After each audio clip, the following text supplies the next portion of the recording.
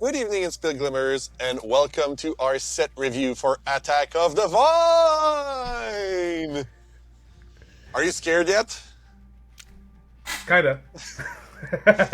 We're joined today by Alex and Drew and Sailor. Usually we have Pat for those. He might come in later. He had timing issues, so if he comes in, we'll welcome him in. If he doesn't, it's a miss. We always love having him on board with us. But thank you guys for being here today as we look at the cards that might define this Attack of the Vine meta. So I haven't touched the set yet. I've been looking a little bit at limited, preparing for the trip to Orlando to go try to get the exclusive goodies, but I haven't really played the set yet. I know you guys have both brewed quite a bit. How does it feel post-rotation so far? Very fun. A rotation is always a big shift, right? It's always a big change.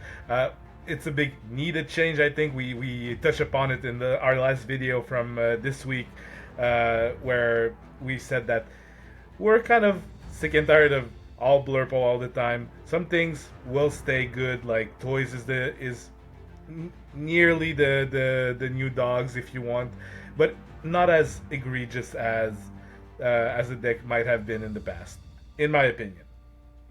I tweeted 4 days ago, Lorcana 2.0 unlocked.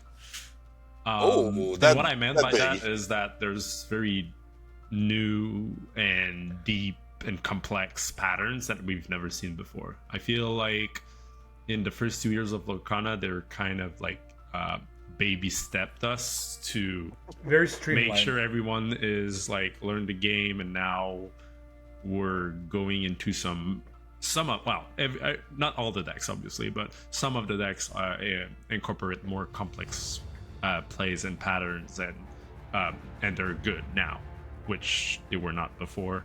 And I really like. I think this is a very bright future that this set introduces. Nice. And how do you guys feel so far about, like, we're not going to delve into the whole market situation, but the set has been hard to get a hold of in pre-order. People are obviously scared about the price is going to be at release. How reliant do you think we're going to be on those cards for the upcoming meta? Like, someone not able to get a box of Attack of the Vine, do you feel they're completely screwed on day one starting the season, or is there still stuff to do just with 8, 9, 10, 11? 9, 10, 11, 12. To be fair, the cards are very important. Some of them are just making up new archetypes by themselves. I can talk about like the new incredible cards that basically they're all in this set and in the last set. So I think they're very important. To be fair, I don't think it's gonna be as bad as no one will have boxes and stuff like that. Some of the boxes, some of the stores will have some boxes on shelves on release. Question is, for what price? Depending on how dedicated you want to be to the game and to have access to the cards, maybe you'll have to spend a bit more on release. I think it might normalize after a few weeks. It's just a lot of pre-release hype right now. It's a lot of, I want to say, the after effect of Pokebros having come into the hobby, but also a lot of stores will open singles. I like, shameless plug to my job. The Mythic store will be opening like singles if you only need a few cards. That's good to hear, because that was one of my concerns, where if the boxes go for like, $250 US and it's Enchanted or bust, my concern was that a lot of stores, especially with the reduced provisioning, were going to be like, yeah, we're not going to open singles this time around. Have fun. Yeah, no, it's, even though it's probably not the most, let's say, financially winning move, it's also a service you provide. People are relying on you. You don't want to, like, you don't want to look bad to your customer base as well. Like, it would clearly be a financially driven move which is not a great look in regards to a lot of people. Right. Yeah. Well, you get the habit of people like ordering cards from a certain place, and once they don't do it for a set, maybe you go to another store, you go somewhere else, and then you lose business in the long term, right? So to answer your question specifically, I think most of the tier decks will incorporate some number of rares and up, so it might be hard to have like the absolute best up-to-date tier 1 decks if you have no way to get the Attack of Divine cards. I do think that you could play tier 1.5 decks without any of them. So the first that comes to mind is yellow purple, which is basically the same as last set. You remove Elsa and you just play something else. That exert probably maybe. Boost is also viable. I'm guessing. And you have all the toys deck that basically were designed in Wilds Unknown, and those I think are mostly fair 1.5 or tier 2 decks, right? They're not at the forefront of the meta, but they're pretty all right, and they're gonna punish some of those meta decks just because they're very consistent at what they do, right? And some of those maybe more meta decks are gonna be a little bit more high rolly and like maybe a little bit less consistent. Yeah, I know. I've seen a deck or two that are a big dice roll so far. Yeah. Right. Can't wait to hear you guys talk about those. And on week 1, they will be unrefined, right? The list Yeah. won't be perfect either, whereas the toys deck have been refined over the set. And we're going to see a few additions that might make them even more reliable. And I think that's actually a good segue to jump into the cards, as the first card of the set and the first card we're talking about today is Woody Helping a Friend, which is a 4-cost uninkable 2/4 that quests for 2, and that says hang on. So when you play him, you choose one of the following. If you have another toy in play, you choose both. So you may return a character card cost 2 or less from your discard to your hand, or you can play a character with cost 2 or less for free. So that's recursion in the toys decks, basically. Yeah, it's basically very good either in the red or the green archetype. You play a ton of toys that are costing 2 or less. You're thinking of Ham, you're thinking of Rex, you're thinking of the small Woody if ever you need just more bodies on the board.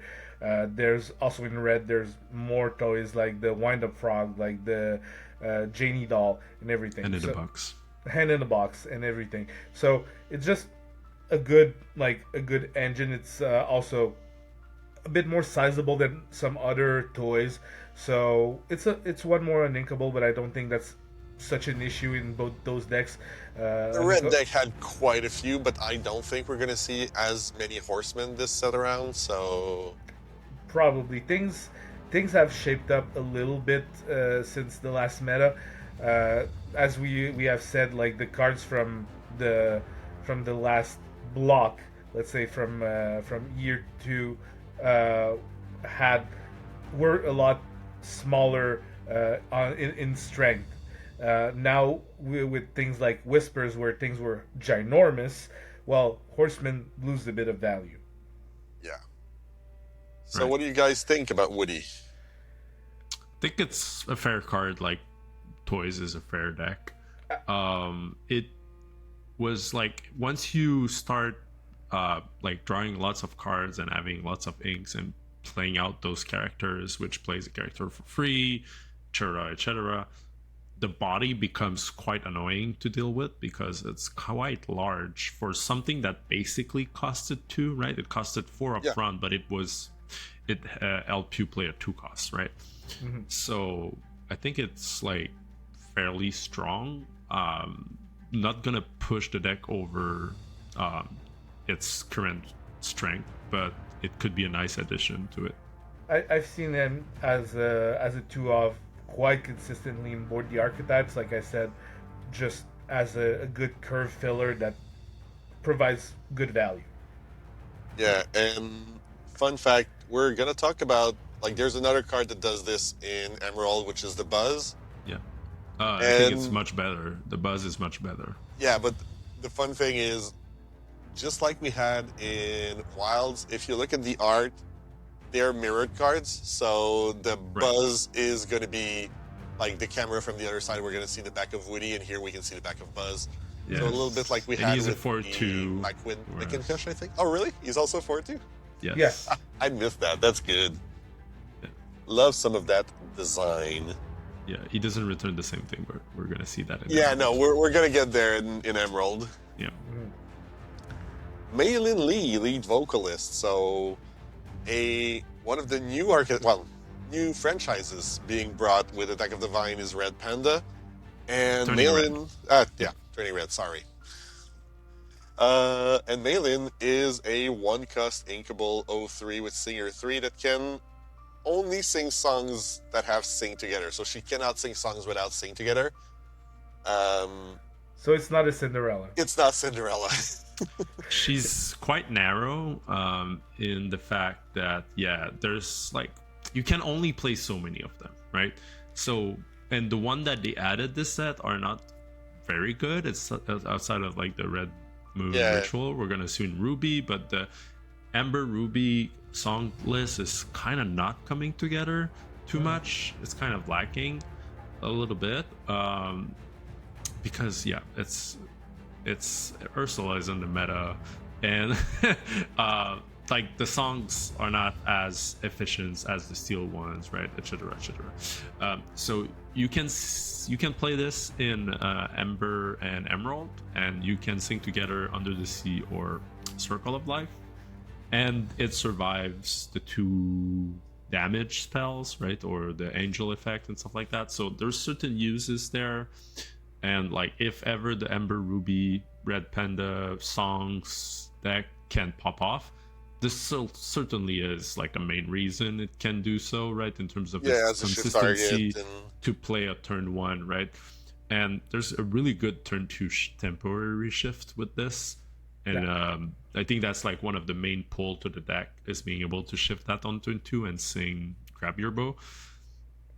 Fair enough. But I think it's like it's just I don't think it's coming together, but I think this is a fairly well designed and like playable card. Yeah, I just have to mention If you can get good sing togethers, it's going to be even better. Yes. Yeah, well, we have some okay sing togethers like Pirate's Life and stuff like that. Under the Sea again is a good sing together too. Pirate's Life without Shark is definitely not as good. Without half Shark, it's not kind as of good as it was. underwhelming. Well, people have been playing it with the shift Maylin Lee when she's the Red Panda, just to like gain like 5 and take away 2 on the crackback. But yeah, no, it's very narrow. But what I want to mention is someone was telling me like very excitedly, oh, imagine you can go that on turn 1, Willow on turn 2, play another one of these on of the Willow, and then you Under the Sea on turn 3. I'm like, I mean that's kind of very annoying. It's annoying, but when do you want to do this on turn 3? I understand. I mean, you play Eleanor, you take out their Louisa Madrigal or whatever, and now how do they ever come back, right? That's kind of gas, I think. That's basically. Fair enough. Okay, I didn't think about the Eleanor, which is silly to say. That's the whole point of it, I think. Yeah, it was silly to say, but yeah. Yeah. And now they're exerted, so the Eleanor, I don't know. Fair enough. Yeah. There's a deck around that for sure. Probably. Speaking of, Miriam Mendelssohn, so also from Turning Red, with the tickets to 4 Town, so she's a ticket holder. She's a 1/3 for 2 inkable. And when you play this, each player draws a card. I'm not too high on this card, because... But we know someone who is. Yeah, so one of my teammates, Kai, from Lorcana, is really high. Well, he's not really high on the card. It's just that this whole archetype is basically playing as if they don't care what you do. Yeah. They're just drawing cards and turning sideways, and things like that allows you to do that, right? Because you're just never running out of cards with those type of things. There's a much better version of that card that we're going to see really soon. This is just more copies of single time use of it, and it makes it playable. Just So for that reason. for something that would be similar to the Inkcaster deck that we had in the past, where you don't really care about your opponent having a million cards, you're just gonna go sideways and try to burn them out. Yeah, well, quest out in that instance, yes. Interesting. We This have is we have here Lilo, Patient Weaver, and I know one of our viewer who's going to be really excited if Lilo and Stitch become playable, as can be maybe seen behind me here by all the Lilo and Stitch Enchanteds. Would it be someone from the same household as you? It might be someone in the same household as me who might it you? very well. It's not. Although I do have a very nice Stitch shirt that was bought by that person, my girlfriend. No, she's a big Lilo and Stitch fan. She really liked the Alien deck from 2 sets ago. So seeing a lot of playable Lilo and Stitch cards in this set will definitely make her day. She's gonna be happy to know that like Ember Steel Songs is quite a Lilo and Stitch coded deck right now. Like the big pivotal part of it is Angel and shifting the Lilo and Stitch team up card. So she, I think we know what she'll be running for the season. We know what she'll be running day one. That's for sure. Right. So you need to buy 4 Iconics, dude. Sorry, Man. sorry about that. Sorry about that. I'm taking applications for retail jobs, I guess, or something. Yeah, right. Night shifts. Kidney donations and everything. Yeah, I'll start a Patreon. It's only gonna be for like paying the Iconics. So speaking about that one, so it is a shift target for the Lilo and Stitch card we're gonna see later on, but it also has some synergies with some of the really good removal that Ember has, which is the World Greatest Criminal Mind and the new one that is like World Greatest on a body. Yeah, the Gaston. And so giving additional ways to give your opponent's character strength is going to be another way for you to make those cards better. So we've seen it in the past a little bit with Elan. Now it's on a 2/3 buddy instead of a 2/1, so yeah, much better. A little bit more resilient afterwards. Yeah, the problem obviously with Elan Nui is she is banished by a queen, a greater royalty named Eleanor. Yeah, hierarchy. That's what it is. Exactly right. Did that card take last set's meta by storm? Yes, even Infinity, right? Yeah. I don't know if you guys have watched Manila. I'm just segueing. Like, I've heard about it. I haven't watched it. Okay, like I can just give you a small hint that the finals took like literally 10 minutes. Oh yeah, I know it was a mirror or something. No, it was Dogs versus. So it was the only non-Dogs in top 4. Okay. It was Dogs versus its worst matchup, and Dogs won. Yeah, Dogs just like in slammed. 11 minutes. It slammed Green Steel to the ground. Nice. Slammed. Yeah. Nice. And yeah, we were just off the we should ban Tramp train wagon, and now it's we should ban Eleanor. Like. And Willow and all Ember yeah, together. Exactly. I don't know. Just ban it all. We're joking, obviously. Yeah. Not everything needs to be banned. There's probably something in this deck that needs to be corrected. What the right piece is going to be is going to going to be up for debate. We're going to have to see. But it's probably not going to be Pocahontas. No. So this card in itself made the Winter Spell Pocahontas go from a $1 legendary to a $20 legendary overnight.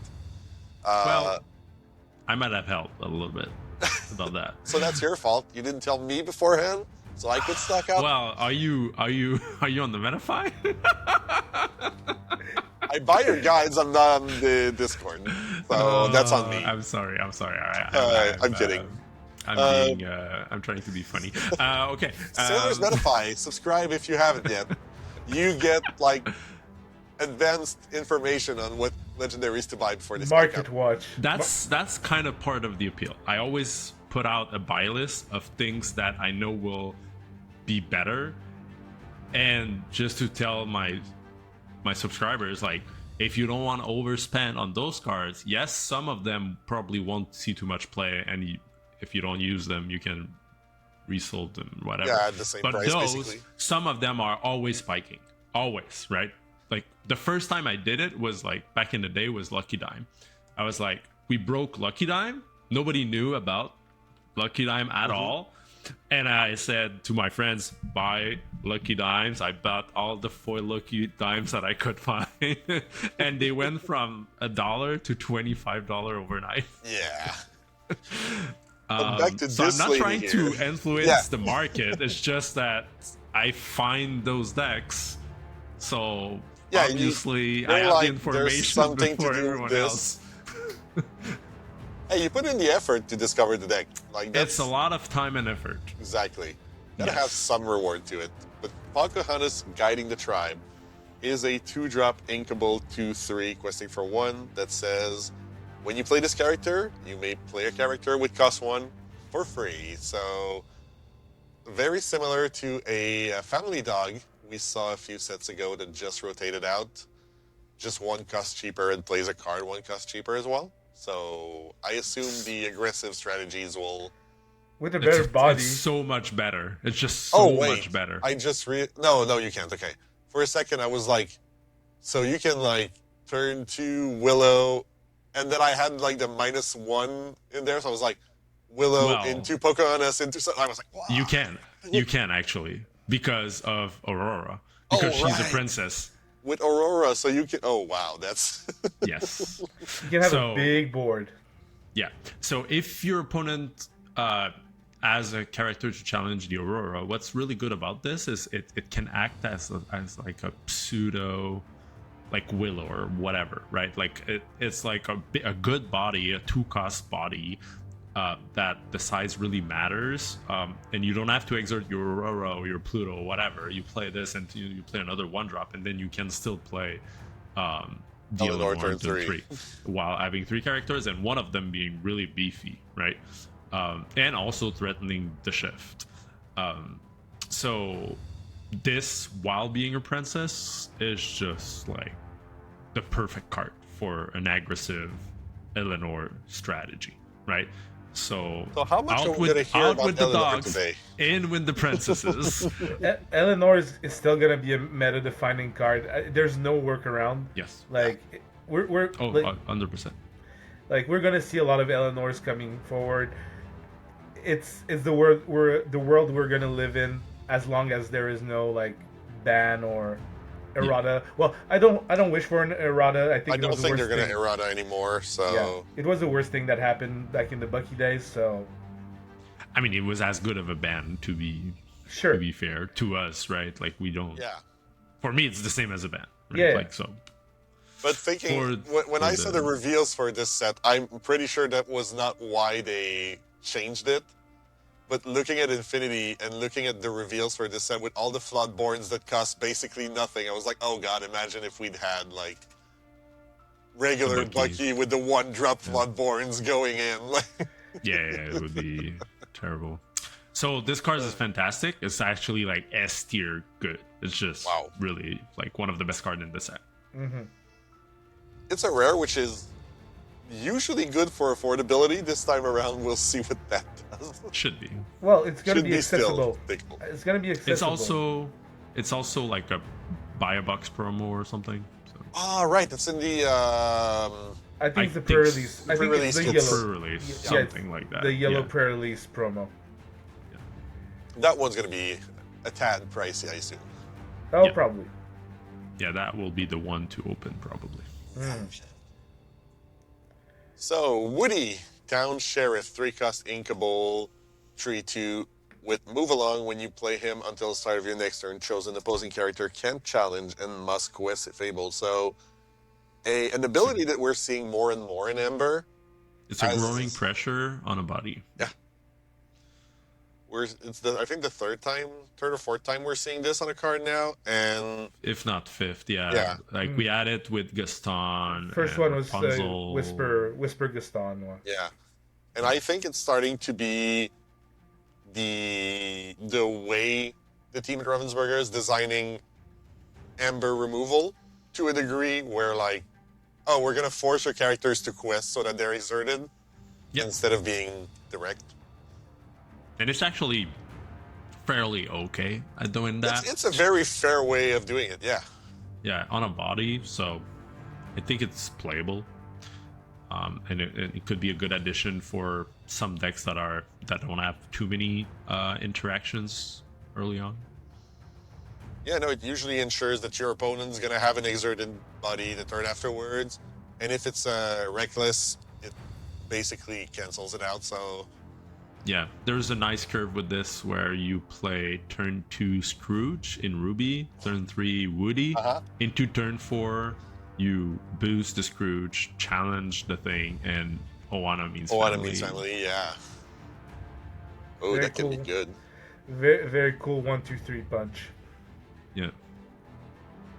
And I find it interesting because a lot of the strong cards this set and even last set are in Amber. Like Amber has been getting a huge spike lately.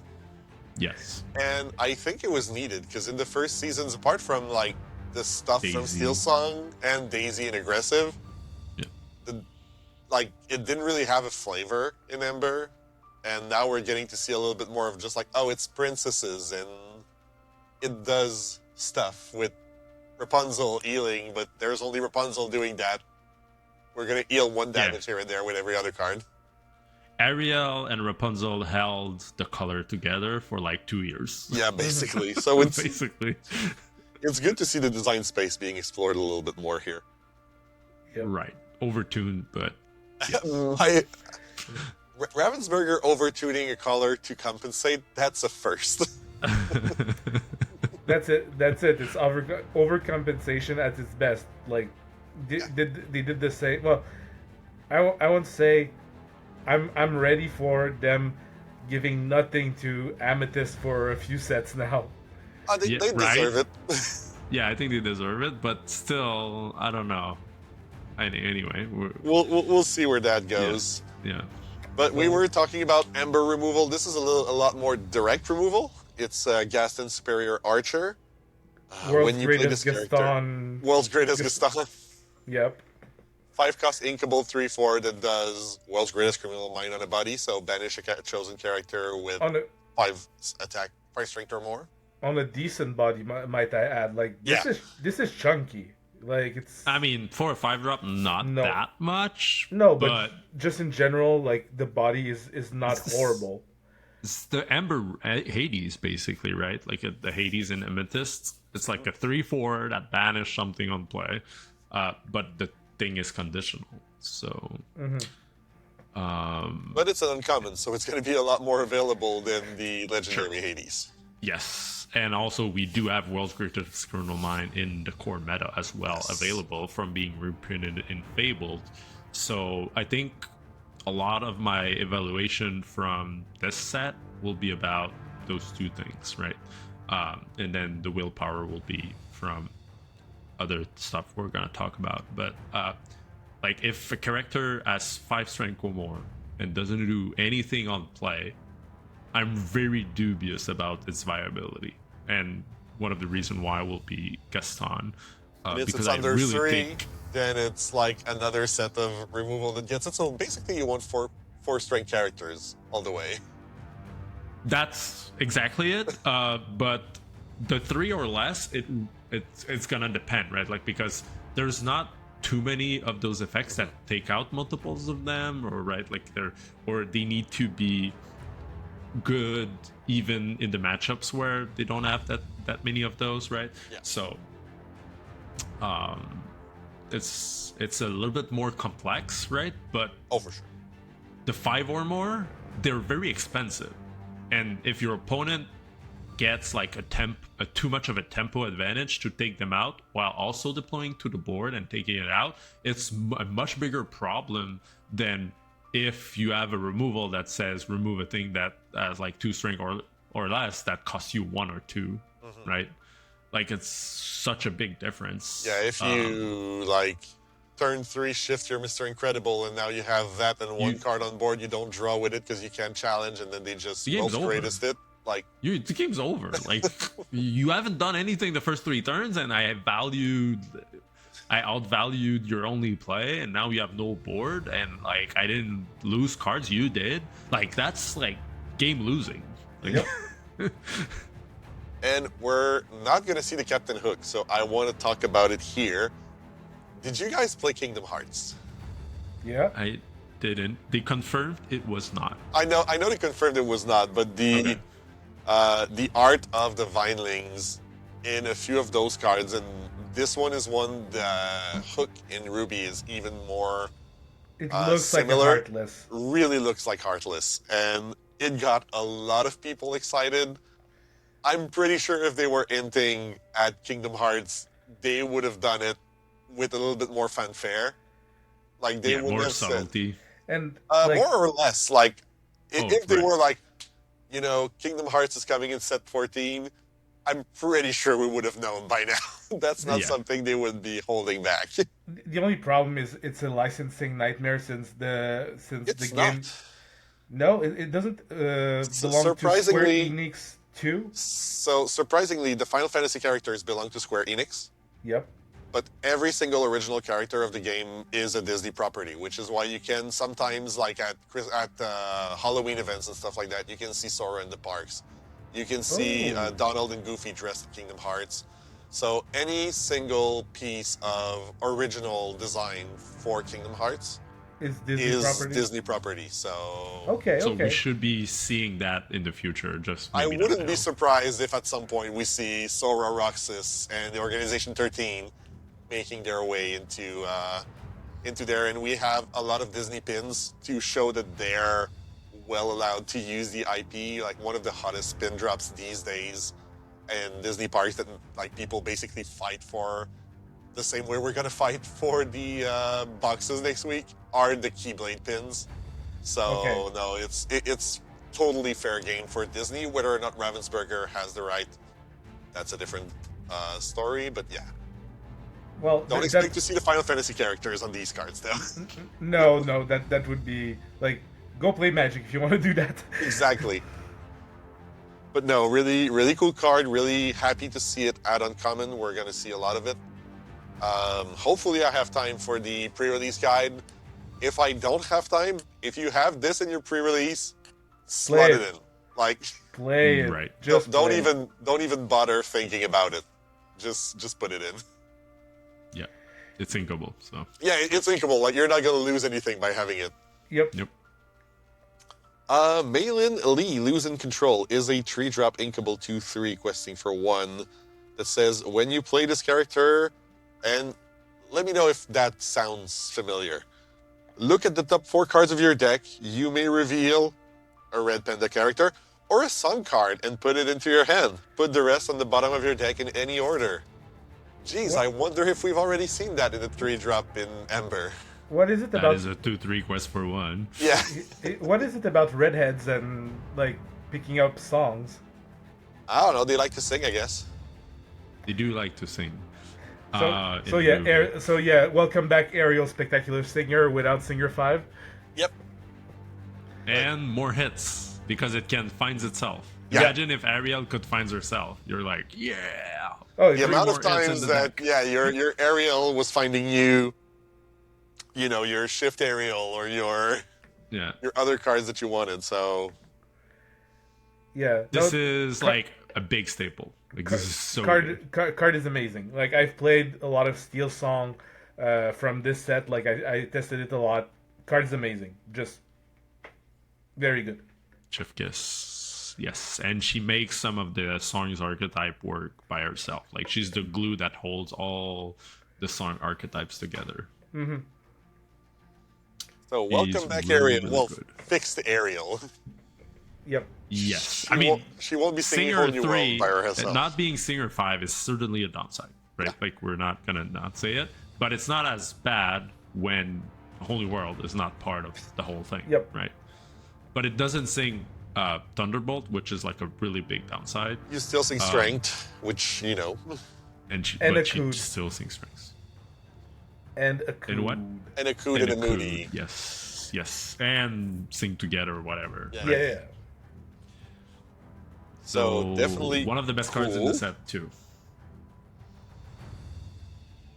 And she's a big fan of Four Town, the hottest band of the year. I think the Saja Boys in Demon Hunter would like a word with that title, but we'll let it slide.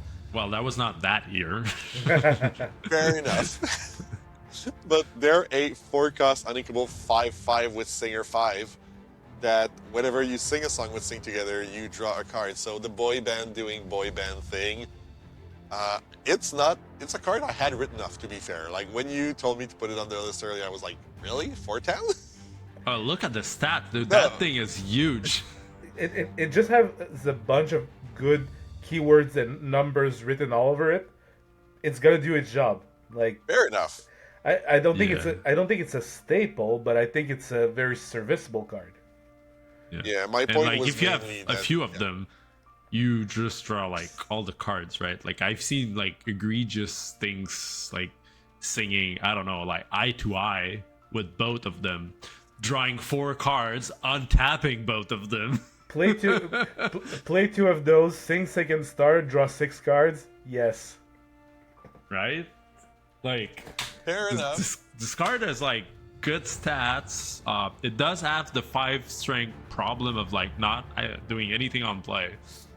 And my main And being concern able to- with a forecast and inkable in a songs deck is that Akud and Thunderbolt already usually take 8 of those slots, so you're kind of stuck with the Naveen problem of Yes. Naveen's a really good card, but are you really gonna like dedicate even more uninkables to that? Well, Well, Naveen. the issue also is that in Ember Steel, there's no Sing Together. Like, it's Yeah. just like look Yeah. at this family. The mob song is a great sing together That's song. I'll have you terrible. So more an inkable. You were like complaining about this being an inkable, and you want the mob song, Yeah, dude. of course. What are you doing? With Merida. Wait. More an inkable again? Yes, more uninkable.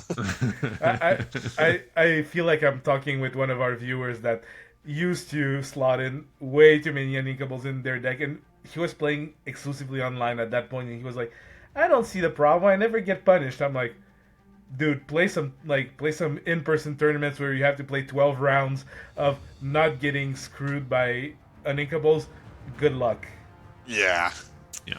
So, like we said, not a staple, not an amazing card, but the rate is actually pretty good on that. That's good to keep in mind.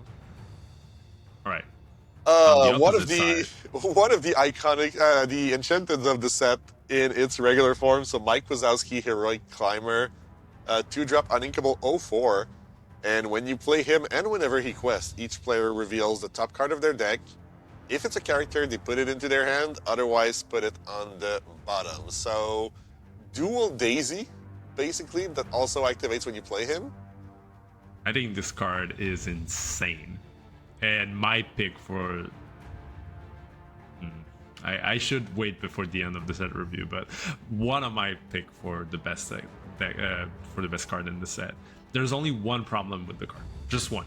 And it's Angel 4-cost in Winter Spell. That's the only one, because it feeds Angel cards. So like she probably really good against the archetype already that you want to play this in, which is gonna be like 60 characters, 4 or less type of deck, right? But in that deck, he's insane. Like I have bottomed so many songs from my opponents, and I just draw into more gas, and I just get on going and play like Dale so that he's a 4/4. I play bodyguards just so I keep on going, and he finds more bodyguards. They never get to Mike. Mike is like behind the fortress, and like Got his he's broomstick and big. he's keeping them at bay. Yeah, he has the same problem like as Daisy had, where she's like so hard to get through, right?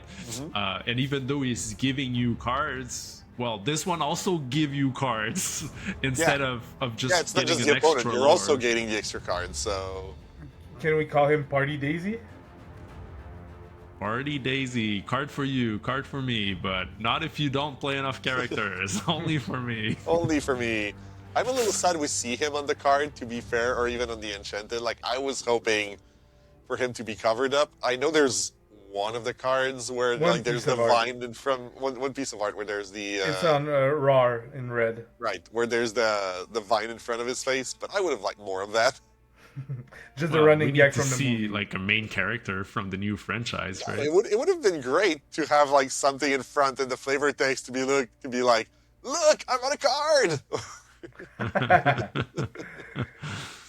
That would have been fun. But yeah, this card is insanely strong, and like that would be like one of the top card I would want to pick first weekend. That's good, and it also has an Enchanted, so the people who like playing their deck are going to be well served with that one.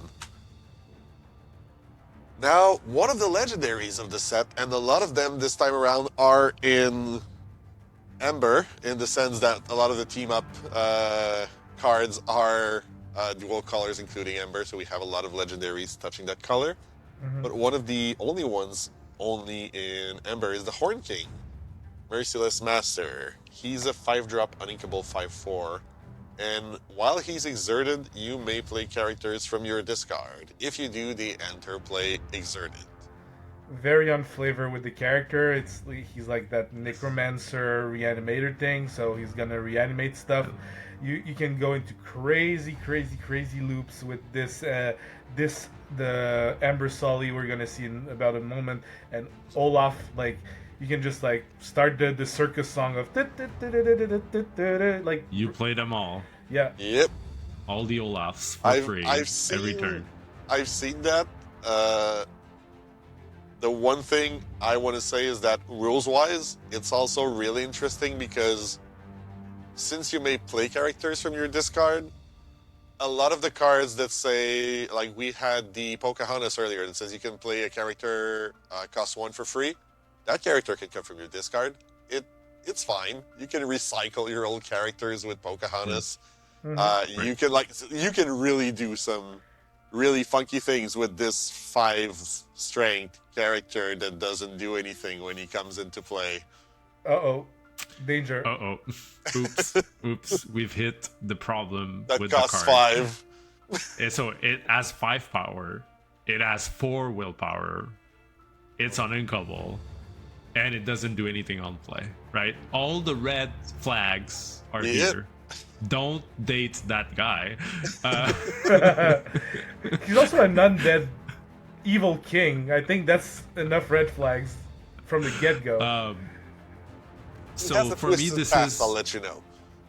Yeah. So for me, this is like a Timmy card. If people following along with like the Magic terms that we've used like forever, is Timmy is somebody who plays card games to do cool things, and this card do very cool things.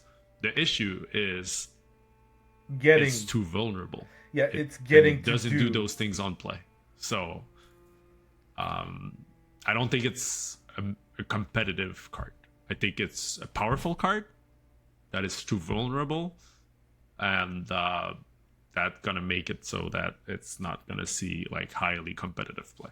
Yeah, because I've seen, like Drew was talking about the Ember Ruby deck that does like all the things of replaying and cycling and everything. And I was looking at it and it was like, well, okay, when the deck works, it's like really cool. Like it's a nice show to be able to produce all that. Yeah. But now Amethyst is like 1 million cards that can remove cards from the discard and put them under the deck. Ember has 2 cards that can just remove him. Steel has Thunderbolt, so there's so many ways to shut that deck down that if it were ever to become meta, it would be like, yeah, okay, cool. I'm gonna prepare for it and it's not gonna do anything.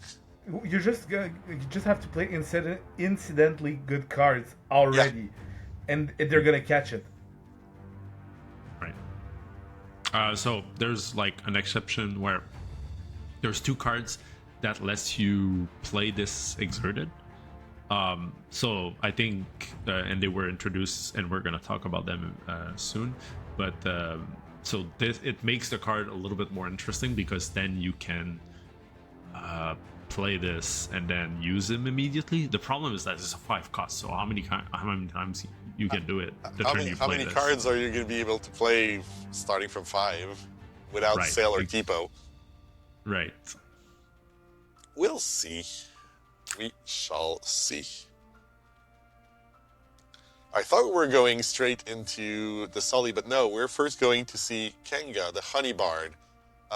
A very good Blurple card from what I'm hearing from the sidelines right now.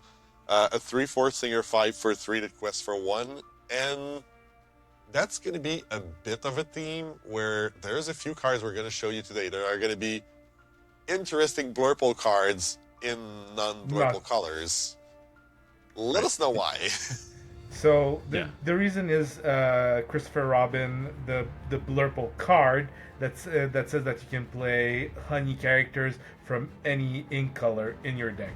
It's gonna be a big theme. People are trying to do all sorts of crazy things, coming up with like Blurple shells that can just include, like, I've seen the all out like only honey characters, so your deck is like fully rainbow. I've seen some like really Blurple decks with like only a playset of yellow card or of green card or whatever. So I've seen everything under the sun. Yeah, I've seen the version with just Kenga to sing What Else Can I Do and let it go ahead and just either remove or ramp more second star to the right. Yeah, second star. So that's we're gonna see it. What I've also seen, and I don't think that's what Ravensburger intended, you don't really need to have more than one Christopher Robin in order to have the other colors. So just slap one in the deck and you have to be able to prove it's there. 59 cards and a Christopher Robins. There we go. Yeah. Mm-hmm. Loophole achieved. Kenga is also playable in anything that wants to assemble Sing Together 8. Yeah. Yeah. In Ember. The body's not too horrible as well for a 3-drop, so. Well, it's actually pretty good, even, right? It's one of the good 3-drop Singer 5s I think we've seen since the game started. Yeah, because back in Rise of the Floodborn, we had the Gaston that was a 3/3. Now it's a 3/4. It's just straight upgrade. Yep. And I love the little sleeping Rue in the front of the card. Obviously. It's beautiful. Now we get to Sully, the new boss. So 5 cost uninkable 4/4 with Bodyguard.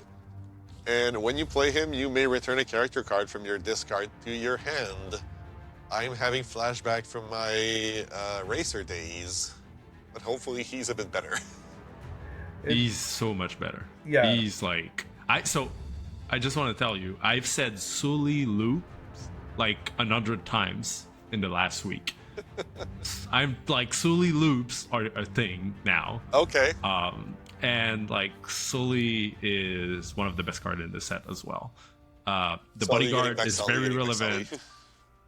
The cost is very relevant because like in those Sing Together deck, you want a 3 and a 5.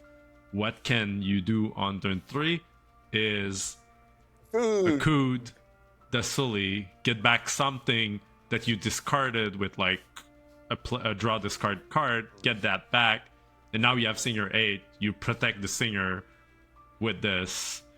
With the 4/4 Sully. Exactly, and you got a card back out of it. So it's good in the yellow red deck where you can play this and this Sully and Boo cards, and then you can shift onto this Raging Storm after like having done whatever, and then you get this back, get the shift back, and then you shift onto it again. Like, this card is a staple in multiple decks, and gonna make archetype works all by himself. This is one So of the you're best telling cards in me I the need set, like if not the 16 best. of him. It's like insanely good. Get as many as And you. it has an on-play effect. It doesn't have the problem of being a 5-string character, right? So it has also a really good stat line of like being a 4/4. It just does everything. Has everything going for himself. Yeah. Thank God it's not inkable, Yeah. because like it would be a 4 of in all Ember decks. Like You want to know why he's not inkable? Because it's not an Amethyst. Right. right. If he had been an Amethyst, he would have been inkable. We all know that. I sense a bit of saltiness here. A bit of favoritism, I think, is what I would Okay. say. Fair enough. Speaking of Amethysts, we have a Pocahontas and Miko team, which is a 4-drop 2/3 shift for 2, evasive, that quests for 2, and when she quests, you may return chosen character of yours with cost 1 to your hand. If you do, you may play a character with cost 1 for free. Do we currently have good unplay 1-drops in those colors? Apart from just like protecting them after questing? Not really. Not really, right? I think this is more of a like infinity card where you can reset really aggressive things like the 2 questers, like the 1-drop 2 questers, daisies and stuff like that. Like this is where it's gonna shine the most. What But I also- could see, that's like There is- when I saw this, the thing that talked to me was, oh, so you can bounce your Olaf to bounce something bigger and just replay the Olaf immediately. But you need something that has accrued value there that we don't currently have. There's the Miko and the Prince that are 2 Ember or Amethyst cards that quest for 2 quest for 2 and cost 1. Yeah, the Miko's So evasive, we do have right? some ones in Cord that also works. Oh, and the Miko is the one that if he's exerted, you need to You have to discard a card. discard. So then it prevents the discard. Oh, that's Exactly. cute. We should say that team cards can be shifted on either of those 2 characters. Depending on the team card. So Yes. yeah, This one is. I guess we're going to talk about the shifts a little bit right now. And when we do the different teams, there's like a million different shifts in this set. Combo shift. This one is one of the normal one where you can shift on either or. But there's going to be a lot more funky ones coming in just a moment. So we're going to get through them as they go. But yes, you can shift on either a Pocahontas or a Miko on this. And I don't think that's like a particularly good card, by the way. Oh no, I It's don't just- like. No, it's a legendary. We had to mention it. It has an appliance, but not in core. So for people that have played Magic, we have like gold uncommons, right? Like postcards uncommons that they've been doing forever in Magic. I think that's like how they designed these, right? They're like, all right, this is what Ember and Amethyst wants to do together. Yeah. So let's play the gold cards that represent what they're doing. That's reasonable. Except it's not an uncommon signpost. It's just A No, it's a legendary. legendary signpost. not as impressive. That's going to be hopefully a little bit more than just a signpost, though. Ooh. Woody and Buzz Lightyear Best Buddies is a 7-cost inkable shift 5 4/4 that quests for 3. And when you play them, if chosen opponent has more cards in their hand than you, you draw cards until you have the same amount. So basically, a mini one shot. Clarabelle effect. One-shot Clarabelle. And so that was 2 Infinity. And then there's And Beyond, where when it quests, you may play a card with cost 2 or less for free, which is very different than what Ember has been doing so far, where it was a character. Now, you can play an action, you can play an item, you can do whatever you want. The location would cost 2 or less for free. It's just a card, so It's quite amazing when you can just like empty your hand, you shift this, your opponent has 3 or 4 cards in hand, you draw to like whatever hand size your opponent has, and then you get the second effect right away. You just amass so much value in just one play.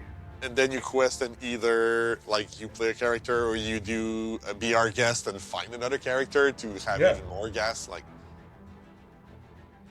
Yeah, it's expensive, and It is. so on the draw, like you're not really getting any value out of this, unfortunately. And like the funny thing is that the toy deck is actually one of the best deck at drawing cards. So you don't really need like a draw engine that is very that takes like a big requirement of like either being on the play or having a shift target or having your opponent not be like an aggressive deck with 0 cards in hand. And like Fair enough. I think that's like a playable card, one you could try. There's certainly nice curves into this. I think it's fairly fair and not amazing. I think it's just all right. I've seen it played in a few toy shell, but not as a 4 of, and I think that's kind of its spot right there. It's like it's kind of the curve topper. It's one of your bigger things. It's gonna do some nice things for you. It's like people were saying, oh, it's just like the replacement to Tramp. Not quite, not quite. The only thing it is kind of mimicking from Tramp is the cost, which is nice to have this thing together under the sea. The only thing is, I think under the sea is not as good as it used to be. So, like that's the main thing. But we can discuss that in a few weeks when we start playing with the decks. I just think Under the Sea is cool. Like it's still cool. It's still a great card. I don't think it's as serviceable as it used to be. Yeah, when they first revealed this card, I was seeing it and I was like, okay, so I was seeing, dogs being basically mirrored by toys. And so like you go, okay, 1-drop, 2-drop, like Willow and something else, and you just empty your hand and then turn 4, you shift this, you refill, and you go ahead. But then Eleanor came out. And yeah, okay, cool. Turn 3 Eleanor, and my end is always going to be full by just questing or challenging with everything. Or Jesse. Jesse's really good at drawing cards, or the Shift Woody is really good at drawing cards and comes out way sooner, right? Yep. And the song, right? You've Got a Friend in Me, like you're always up on cards, right? So like, do you really need this too? Like, yeah, you can play it, but I think it's mostly a theme cards that's really nice and like fits the theme of the toy deck. I just don't think that's very competitive. Yeah. We're going to talk about the Enchanted in a bit, but people had been clamoring for a Buzz and Woody card. That's what now drove the price of You Got a Friend in Me. Now they got the official one. We'll see where that goes. Yeah. Sully and Boo. Scare Buddies. So this one is a combo shift for, so whereas the other one you could shift on either or, this one you could, it's a 6-drop inkable, 6/5 for starters. And you can shift it on either a Sully, a Boo, or a Sully and a Boo. So you can put both cards under the Sully and Boo, and that is relevant because when he's banished, if any of the cards that were under them are character cards... banished. When they are banished, sorry. No, it says when this character is banished here. Anyways. Well, it's it's a character card, whatever. When they're banished, if any of the cards that were under them, when this character, under them anyways, are character cards, you may play those cards from your discard for free. So if you have even more cards under it, if you had like shifted something and done a bunch of shenanigans, and then you have like, I don't know, 2, 3, 4, 5 characters under there, it's just like, haha, board wipe, I don't care. Yep. Right. In the board wipe color. In the board wipe color. So it can even be your own board wipe. Of course. Yeah. I've seen that. I've seen people shifting it over their Sully, board wiping, and then just getting back their Sully, getting something back into hand, and they just again like the Sully loops. And Boo. Like you were saying Sully loops. Well, that's another loop you got right there. I know that's one of them, but there's like more. And that's kind of like the Lorcana 2.0 I was alluding to. Like that's part of it, and like a lot of like the next level plays have Sully in them, and this is one of like the more simple one, but it's very obvious. And I can already tell you, like, you can build your decks. I can already tell you, you don't need to put all the Sullies and all the Boos. You just need to put the Just good put the ones Sullies. and this, and it's good enough. Like I've tried it all. The others are fine; they're not terrible, but like the 5-cost Sully is amazing, and this one on top of it is really cool loop. It's Alright. doing enough. It's doing like more than enough for what Yes. you're paying for. It's like late game power, right? Like it gives you so much power late game because you always have these two cards like going back together, and like you're never running out of cards. Never. And a huge shout out to Mariana Moreno for the art in this card, which is just one of the most amazing contrasts of Sully being absolutely terrified and Boo just giggling Having to the- death. She has the time of her life. She's like, Yep. ha! Big You're plans. right. Love Mariana. She's really good. I've met her. She's a really nice artist. Yeah, like she's an she amazing loves artist. she loves the community too. Like she's there at a lot of events. She's amazing. And she designed the most broken cards in the last year. What do you mean? She did Dog, she did Dumbo, she did Sully. Okay, yeah. Okay. She did Willow. She did Willow. Jeez, I'm gonna start following what cards they give her. That's just gonna be Right. like It's my buy it's list. breadcrumbs. There's stories. I was talking with Sandy Lee today, and we were talking about the process of designing cards and the art process and all of that. There's stories to be had there. Anyways, another card we're going to see quite a bit of is this 5-drop, Lilo and Stitch Fun-Loving Friends, one of the two iconics of the set. It's a 3/5, resting for 3 with shift 3, so regular shift on a Lilo or a Stitch, with resist +1 and support.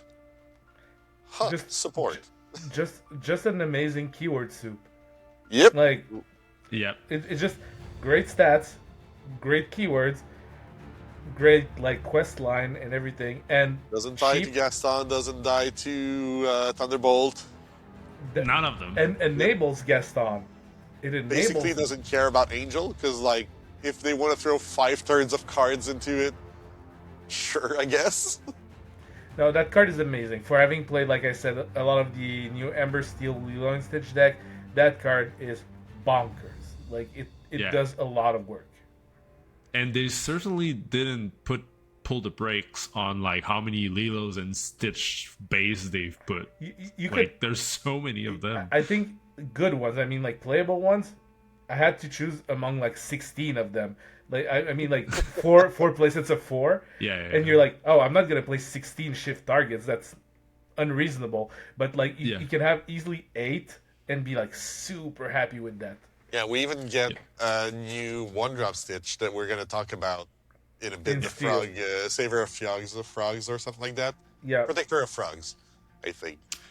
And so this is like a mid-range dream come true, right? Because it also quest for 3, right? So Yep. in like the control matchups, you're just turning this sideways, right? Oh, you win games off the back of this so easily. She's one of the really good cards from the set. And so Big far, bold. a lot of the cards you've said that about are rare or super rares, not a lot of legendaries. So hopefully this alleviates the prices of the card, even if the supply of cards is a bit more is it? limited. I don't know. I feel like with the new rate, is like I feel like the legendaries are like easier to get than Then the before, super right? rares? Yeah, maybe. So I don't know if we could have a problem of like having too many good rares and super rares, and now they go up in price. But I don't know. We'll see how that goes. Then again, so far the format seems a bit wide still, so Right. hopefully that helps. So not everybody needs 4 Dumbos, right? Pretty much. Yeah, that's the thing. And one of the very out of the blue cards that I was not expecting is Besties Assemble. So 1-drop, inkable, basically be our guest, but without being a song. So Costing look, 1. Costing 1 Yeah, is yeah. huge. it's a 1 So- cost be our guest. So look at the top 4 cards of your deck, reveal a character, put it to your hand, put the rest at the bottom. I have another way to compare this. This is a develop your brain for 4. Yep, Pretty much. So how do you feel like when you say that as opposed to a cost less than a BR guess, right? Yeah. 4 cards, develop your brain. That's almost vision, right? Insane, right? Obviously, deck building restriction because you need to be more characters focused. If you miss on this, it's like a nightmare. You shouldn't. Your opponent's probably gonna look at you funny if you miss on this. Yes. Yeah. So I tried to build the yellow-blue deck, and spoiler alert, blue is terrible. But this was so good in the deck. Like, this was one of the best card in that deck because you could find Cinderella or your Willow or whatever you need Late to ramp game, you and can get find there. Hades. You always find it. Yeah, if it's not already in your opener, you're gonna find it with this. Like imagine if they had Tipo, right? Like you would find Tipo, Willow, Cinderella with this. It's a really, really good card. Just by it was not a good deck that I built, but this was an excellent card in the deck, right? So I think it just shows how much potential the card has. So, is it one of the best commons of the set? By far. Yeah. Yeah. It's really good. No, but, well, we're going to go from a 1-cost inkable develop your brain to a 5-cost uninkable play a character, I guess. So, Nobody Like You is a 5-cost song uninkable with Sing Together 5, so there's at least that redeeming quality that allows you to play a character with cost 4 or less for free. I mean... It's borderline playable. It's, again... It gives me,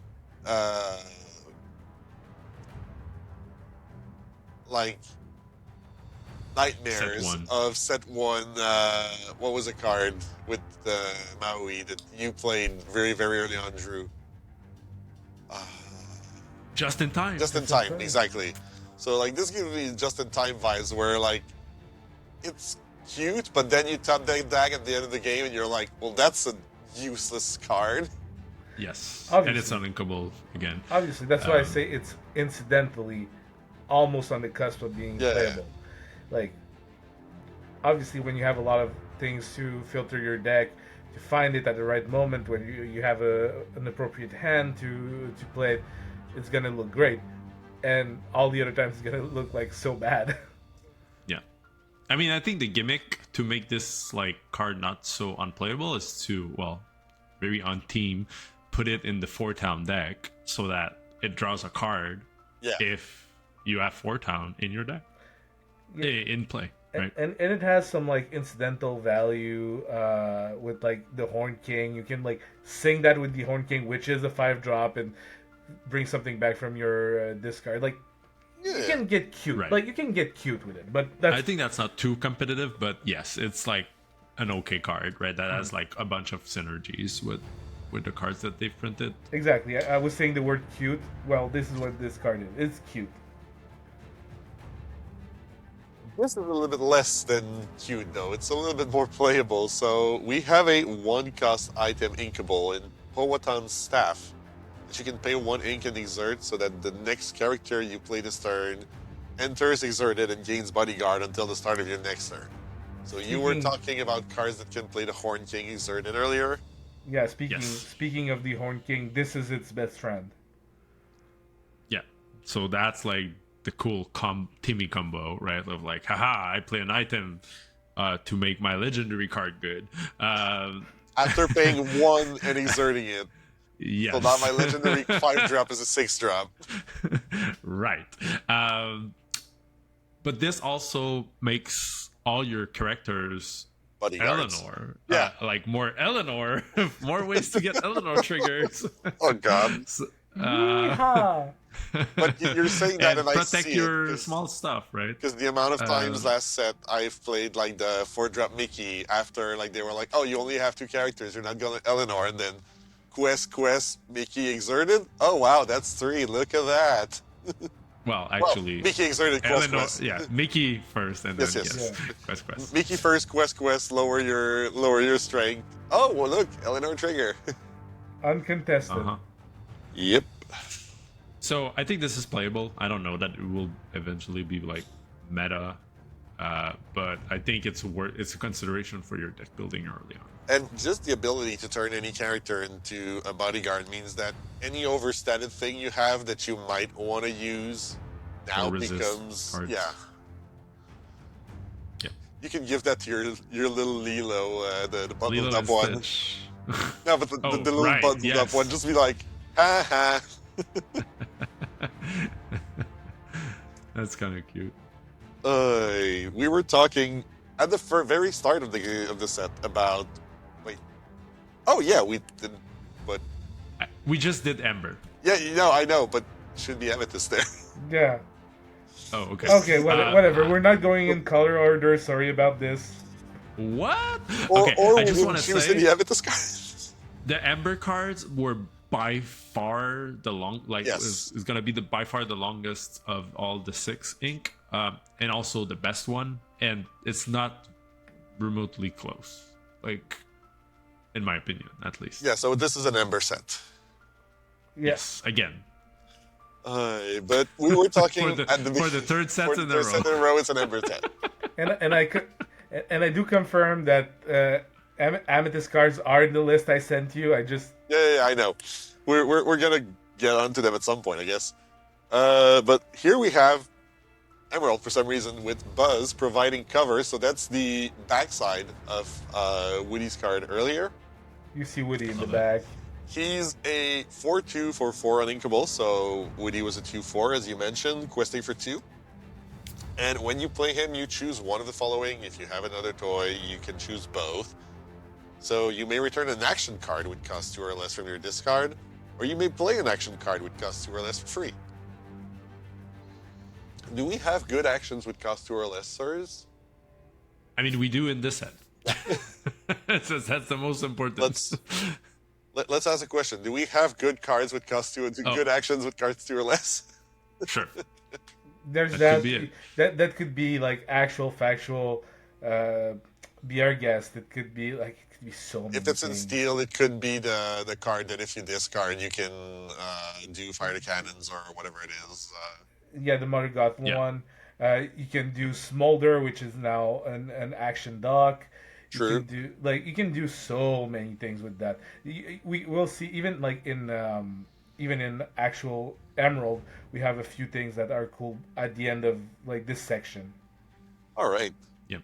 There is also a song that we knew was strong but didn't have the payoff for it, which is Touch the Sky, and now there's like a very good location for it, and it's an action that costs 2 or less. So Look at that. Look at that. You play this, you move it to the location we're going to talk about in Emerald. Yep. And you replay your Touch the Sky and draw 4 cards. And like a 4 cost to draw 4 is actually pretty fantastic. There might be worse cards than that in the game. So there's very like good interactions that have a higher upsides than the Woody one, right? Yeah. I think the Woody is on the floor is gonna always be good because like 2 cost or less characters in your discards happen all the time, right? But this one upside is like way higher, where you can do much better stuff, right? Because the actions tend to be designed that way. Yeah, they tend to have a little bit more impact because they're immediate. And well, they don't quest, right? Yeah, exactly. So they need to be more powerful. If not, we're not gonna put them. Like they're not a card on the board, so they need to do something. Yeah. Rapunzel, All right. Tower Defender, 4 cost, inkable 3/3, and when you play her, you may choose and discard a card. If you do, return chosen character to their player's hand. So, actual bounce that costs less than 7. Yeah. Because we already had the Mother Knows Best on a stick. Yep. Is very like good. Back in Magic, we had Manowar, right? Way back, Yeah. and they've done plenty of those type of cards, and it was always like a limited all-star, right? Because you get like a lot of tempo out of it, and this one comes at a big cost of having to discard a card. But there's 2 things with that. Is that in Emerald Steel, there's a discard matter type of cards where You can you play can actually them. get value from the discard. And then the other thing is, we've talked about in Ember, we have like lots of draw cards, right? Like Mike Wazowski. So if you're drawing like so many cards, You don't mind. well, And you also you have just want Sully to that brings them protect back. your you know. mics, so you want to bounce your opponent's big stuff, and you're like just to keep on going. And she's a princess, so it works with Aurora, Yep. which fares well with Eleanor. So you see the patterns where this lines up fairly well into a few different archetypes potentially. So we're talking here about 50 Shades of Emerald Amber. That's kind of what it is. I know people who are going to be excited. They were not sick of Ember Emerald at all for the past few months. What if I told you we went from having the best deck being an Ember Emerald to having 4 really good decks being Ember Emerald now? I mean, it's varied. At least. If Not in color, but No, but- in archetypes. I would much rather, if they play in different fashions, I would much rather Right. that than having what we were having in the previous season, where we had 4 blue decks that all did the same thing in various shade of non-blue cards, but that Right. were all, ramp removal, card draw removal, and you just varied on what the removal was in the other color, but that's all it was. I would much rather have a bunch of Ember Emerald that do completely opposite stuff and go all over the place. I feel And attacked. to be fair, they do complete different stuff. I feel attacked by your statement, but carry on. So this is a good card. Obviously, you cannot just jam 4 cards, 4 of these in your deck, and like without having a deck building idea behind it. But I think it's a good one. I love the art. We have a new Todd as well. 3-drop Inkable Clever Fox, 1/2, and when you play him, draw 2, then discard 1. So strike a good match on a body for 1 more. On a shift target. On a shift target. I think That that's sings for 3 as well. yeah. I think it has a lot going for itself. It's very unassuming, but in the end, it has a lot of value just strapped to it. I don't remember what the color pair for Copper and Todd is, though. It's mono green. Oh, it's mono green, Mono green. okay. Yeah. It has some green purple like adjacent stuff that it might want to do, but it's mono green. But also this fares nicely with the Circle of Life, because you want to put a big thing in the discard, and then this helps you get to those things and put the thing you want to put in the discard while getting a +1 while setting up Singer. I'm gonna repeat. Geez, I wonder which colors that would be in. I'm gonna repeat myself. 50 Shades of Emerald Ember Emerald. Emerald. This is a very, very good card. So what if I told you it was like Maleficent Sorceress from set 1 with a very big upside? Yeah, where you It's see like- 2 cards and can remove any card from your hand. So, no, definitely. Right, like an Inkable that was on stock that like is bad into the matchup, or a big thing you want to Put in this reanimate card. with Circle of Life, right? Yeah, no, that's. Very good. Obviously, the body is terrible. Oh, but- well, yeah. Can't have everything. Oh, look at that little boy. Rue the Honey Rogue. So it's a 1/1 ward. And while you have another honey character in play, he gains evasive. I feel those 2 keywords are very dangerous together. Very annoying. Also, we didn't say it, but the whole Honey Squad is like A a D&D party. D&D Yeah. party. Yep. And so that's the rogue, and it's so cute and so nice, and like the whole artwork on all of those are They're amazing. Like insane, amazing. Yes. I'm gonna get little side story. I'm gonna get the Princess box in Disney next week, obviously if I can get it. But the real reason I'm doing the trip is because I really, really, really wanted the playmat. Like The honey they playmat. announced it, and I reached out to S4iler, and I was like, if you have someone in your circle that gets a hold of the playmat, I need that playmat with the whole Right. D&D party, and that's the main reason I'm going to Disney. and then they announced like, oh yeah, by the way, it's also gonna have the The Princess Princess box, and I'm box. like, well, okay, now that settles it. Right. I was kidding to you this week, telling you, why am I stopping work in like 2 weeks? I should have done it this like right Yeah. now. Come with you. Trust me, it's like It looks like a nightmare. it's the most uh, anxious I've been in forever because of how little information there is on how this drop is gonna happen. We know it's gonna be lined up at the Lime Garage. Well, we know cars are gonna line up at the Lime Garage. We don't know if it's gonna be wristbands or not. We don't know if like people on foot are gonna have to line up. We know nothing, and it's 5 days away as we record this from the And release. and you're probably not gonna know until the day of. Uh, yeah, maybe the day before if I'm lucky. And it's not cheap to go to Disney World for 2 days to get Lorcana Really? products. Really? You don't tell. Yeah. Oh, really? It isn't cheap. Okay, It isn't I didn't cheap. know that. It's Consider that. airplanes tickets are a bit expensive nowadays, anyways. Uh, But no, I'm super excited about the whole D&D party. I love the art. I love those cards. I love the Tigger shadow Yeah. in this one. It's like this is such good. This is like art design. I love it. And Yeah. they're the main characters of the set too. Right. Like So this is one of the X1 you can play because Eleanor kind of gets to invalidate a lot of them, but this one has ward, so it just doesn't care about that. And being evasive a lot of the time is gonna make this quest for one forever. Yep. I don't think that this archetype is too competitive, but this is a pretty well designed card, I think. yeah, I like it.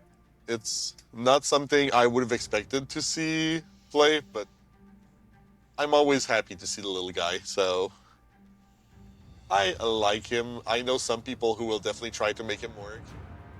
I probably won't. You need to build aggressive, by the way. Like, Yeah, don't yeah, put yeah, this in like- just your mid-range control decks. Like, that will be terrible. Yeah, in no, that you deck. kind of need to go like Rue into Rue and something, or Rue into Willow and The Rue. two- Oh, geez, 3 uninkable on turn 2. Maybe not that, but yeah. But I was more thinking about, you cannot play that in Blurple, but I was more thinking about the 2 costs Winnie, Yeah. right? Where you need 2 honeys to quest for 3 with him. So I think that goes into that archetype. Not bad, yeah. uh, Speaking of archetypes, Minnie Mouse Curious Adventurer. archetypes or flashes in the pan? I don't know, man. It's I- I've seen a lot of people be excited about that deck. I'm so unsure about it. I know S4iler said it's explosive. Well, so we'll talk about it. But Minnie is a 1-cost 2/2 vanilla, so she's a shift target for Yeah. the Mickey and Minnie that we're gonna see in a bit. Yeah, we should talk about that when we get Yeah, there. But so just know just know that it's a shift this is target. more ways to get there. Yeah. Mhm. Here we have a Cupper 2/2 for 2, questing for 2, inkable. Also a shift target, pretty much. Like, not a lot there to talk about. Yeah, it's a shift target, which is the most important part. And it quests for 2. It's kind of the worst one. We don't typically like that stat line too much, Yeah, but you kind of need redundancy to be able to You just shift the... Exactly. And it's seeing play right now in specifically green purple Okay. as like a tempo archetype. yeah. Fair enough. You hit the nail on the head. You said the word redundancy. That's the only reason it's there. Exactly. Posey, the vampire potato. So we're gonna see the potato in a bit, but I think it's worth just starting with the potato here. So during pre-release season, they announced the potato, a 1-cost item that enters exerted and does nothing. And people were So funny. like all their way into Rising and starting to see Exodia coming to, to Uh, Lorcana. I'm gonna stop you there. It doesn't do nothing. It sets the internet aflame. Yes. Right. For about a day before It's they very reveal the like shift. majestuous. Is that a word in English? Majestic. Majestic. Majestic. Thank you. It's very majestic and like it almost like pauses for you, right? Oh yeah. It's Oh, Got it the has little the little arms and the light. hairs. It has a little light coming down on it. Like yes. it looks like a museum piece. Yeah, or like Shakira on a stage. Like it's And I don't know Gazelle why is gonna be Shakira. insulted. I don't know why I had Shakira in mind because I'm in Disney minded and she's in Zootopia. Yeah. Doesn't have anything to do with her body or whatever. Just to be clear. But yeah, I this don't- set I the don't- internet aflame. Yeah, go ahead, Drew. I don't think the posse really looks like Shakira, but that's on you, man. No, it's. Anyways, uh, We can go back to the posse. so for a day, people were theorizing about Potato, hoping for Mr. Potato Head, hoping for a lot of things. And then it came out to be Posey, the Vampire Potato, a 7/8 quest for 2, 7-drop that Potato shifts 5. You may pay 5 to play this on top of one of your items named Potato. It's just meme. It's just a meme. That's TCG in like the meme era. Like that's just where we are. That's like we gotta do it just for the funsies. I'm all here for that, by and- the way. As a competitive player, I'm all here for that. Yes, I like that too. And also, that's the reason why the item comes in exerted because they didn't want to like change the rules just for that. Yeah. Because people were like, well, if the items just came into play, can I quest immediately? Is it Or, like it's already because dry? items don't like there's like You're not Already dry? dry. yeah, exactly. There's just said, all right, we're gonna remove all of that. We're just gonna make the potato come exerted. Also, love the little nod to Frankenstein's monster by Dr. Bushroot there with "She's alive! Alive! I tell you!" So, Yeah, a little that's Frankenstein in potato. Darkwing Duck. Yeah. Yep. Yeah. So, People were yeah. asking me, where the heck is that coming from? Like, Darkwing Duck, my dudes. Yeah, all the weird cards in this set. Darkwing Duck. So going from one monster-looking female potato to one female trying not to look like a potato, I guess we got Mother Gothel Okay. evil as ever. That was the worst segue ever. Cut it out. This is just It's like a Sunday night. It's been a long week and a long weekend. I feel it in our skills tonight. But Mother Gothel evil as ever is a 2-cost uninkable 3/3. And during your turn, if you discard her, you may play this character from your discard. You pay all costs. she's the payoff in that like earlier turns of Green Steel self discard deck. Like it really synergizes well with the 1-drop Rapunzel that we're gonna see in probably a few seconds because she's also in Emerald. Because you can just go like turn 1 Rapunzel, discard this on turn 2, play her from your discard, so you still curved out, but now your Rapunzel quests her 2 and is evasive, so it has a lot of value for a 1-drop. That's definitely what they designed it to be.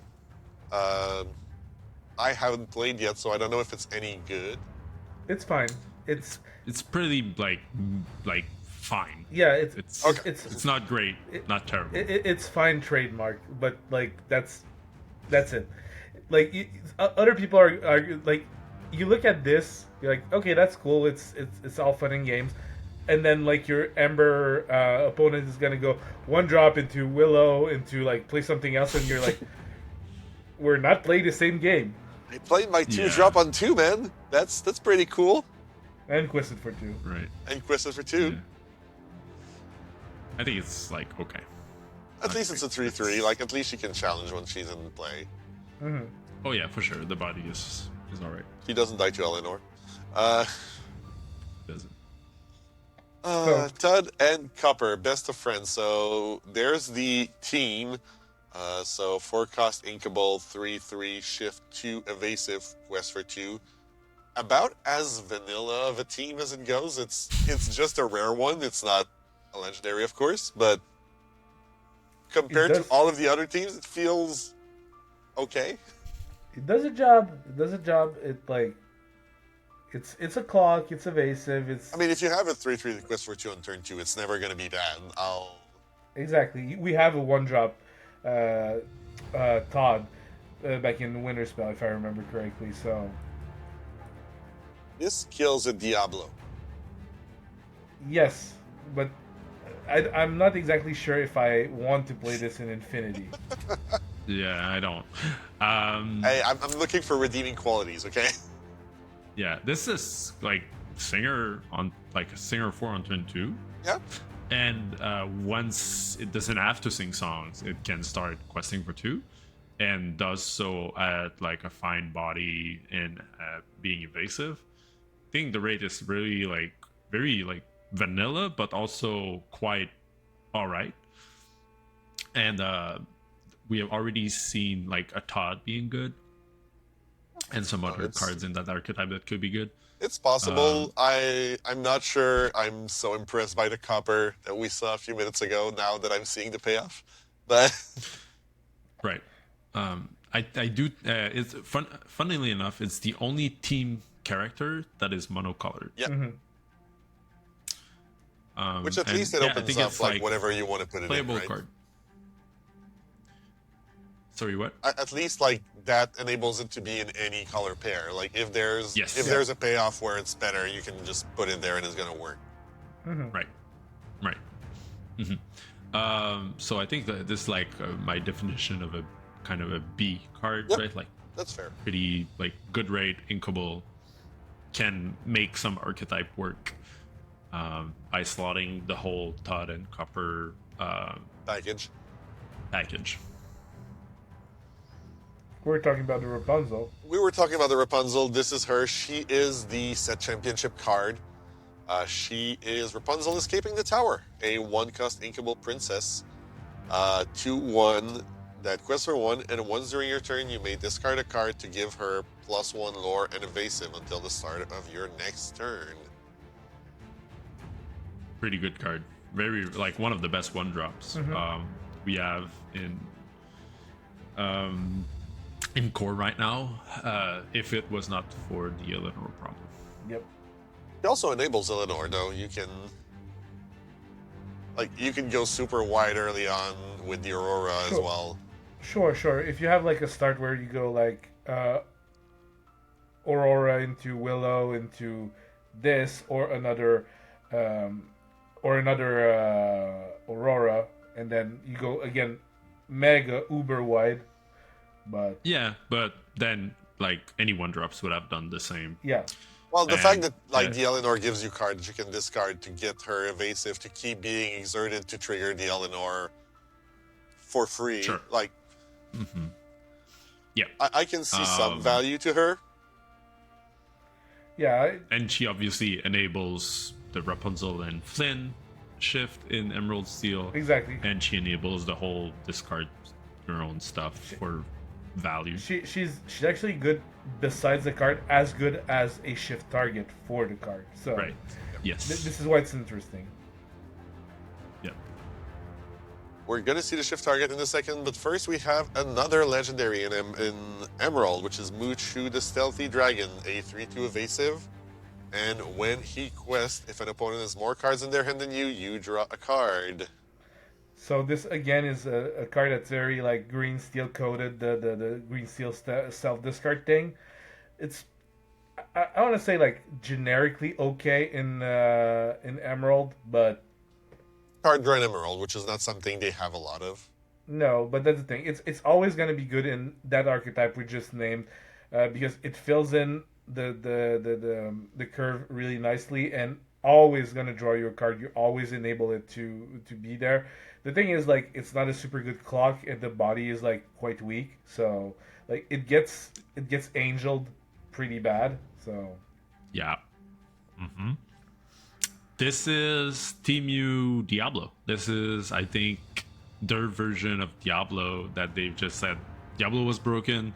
This is the version that is not broken, that is fair, that is like if you don't stop it, it draws you an extra card per turn just like Diablo does, but it cannot also sing songs while doing so. It cannot come out on turn 1 and it doesn't draw a card every time they're drawing, right? Like just so many ways that this been put much worse. Like it's much worse than Diablo, but I actually think it's a fair way to design the card. It's a really fair card. It's inkable.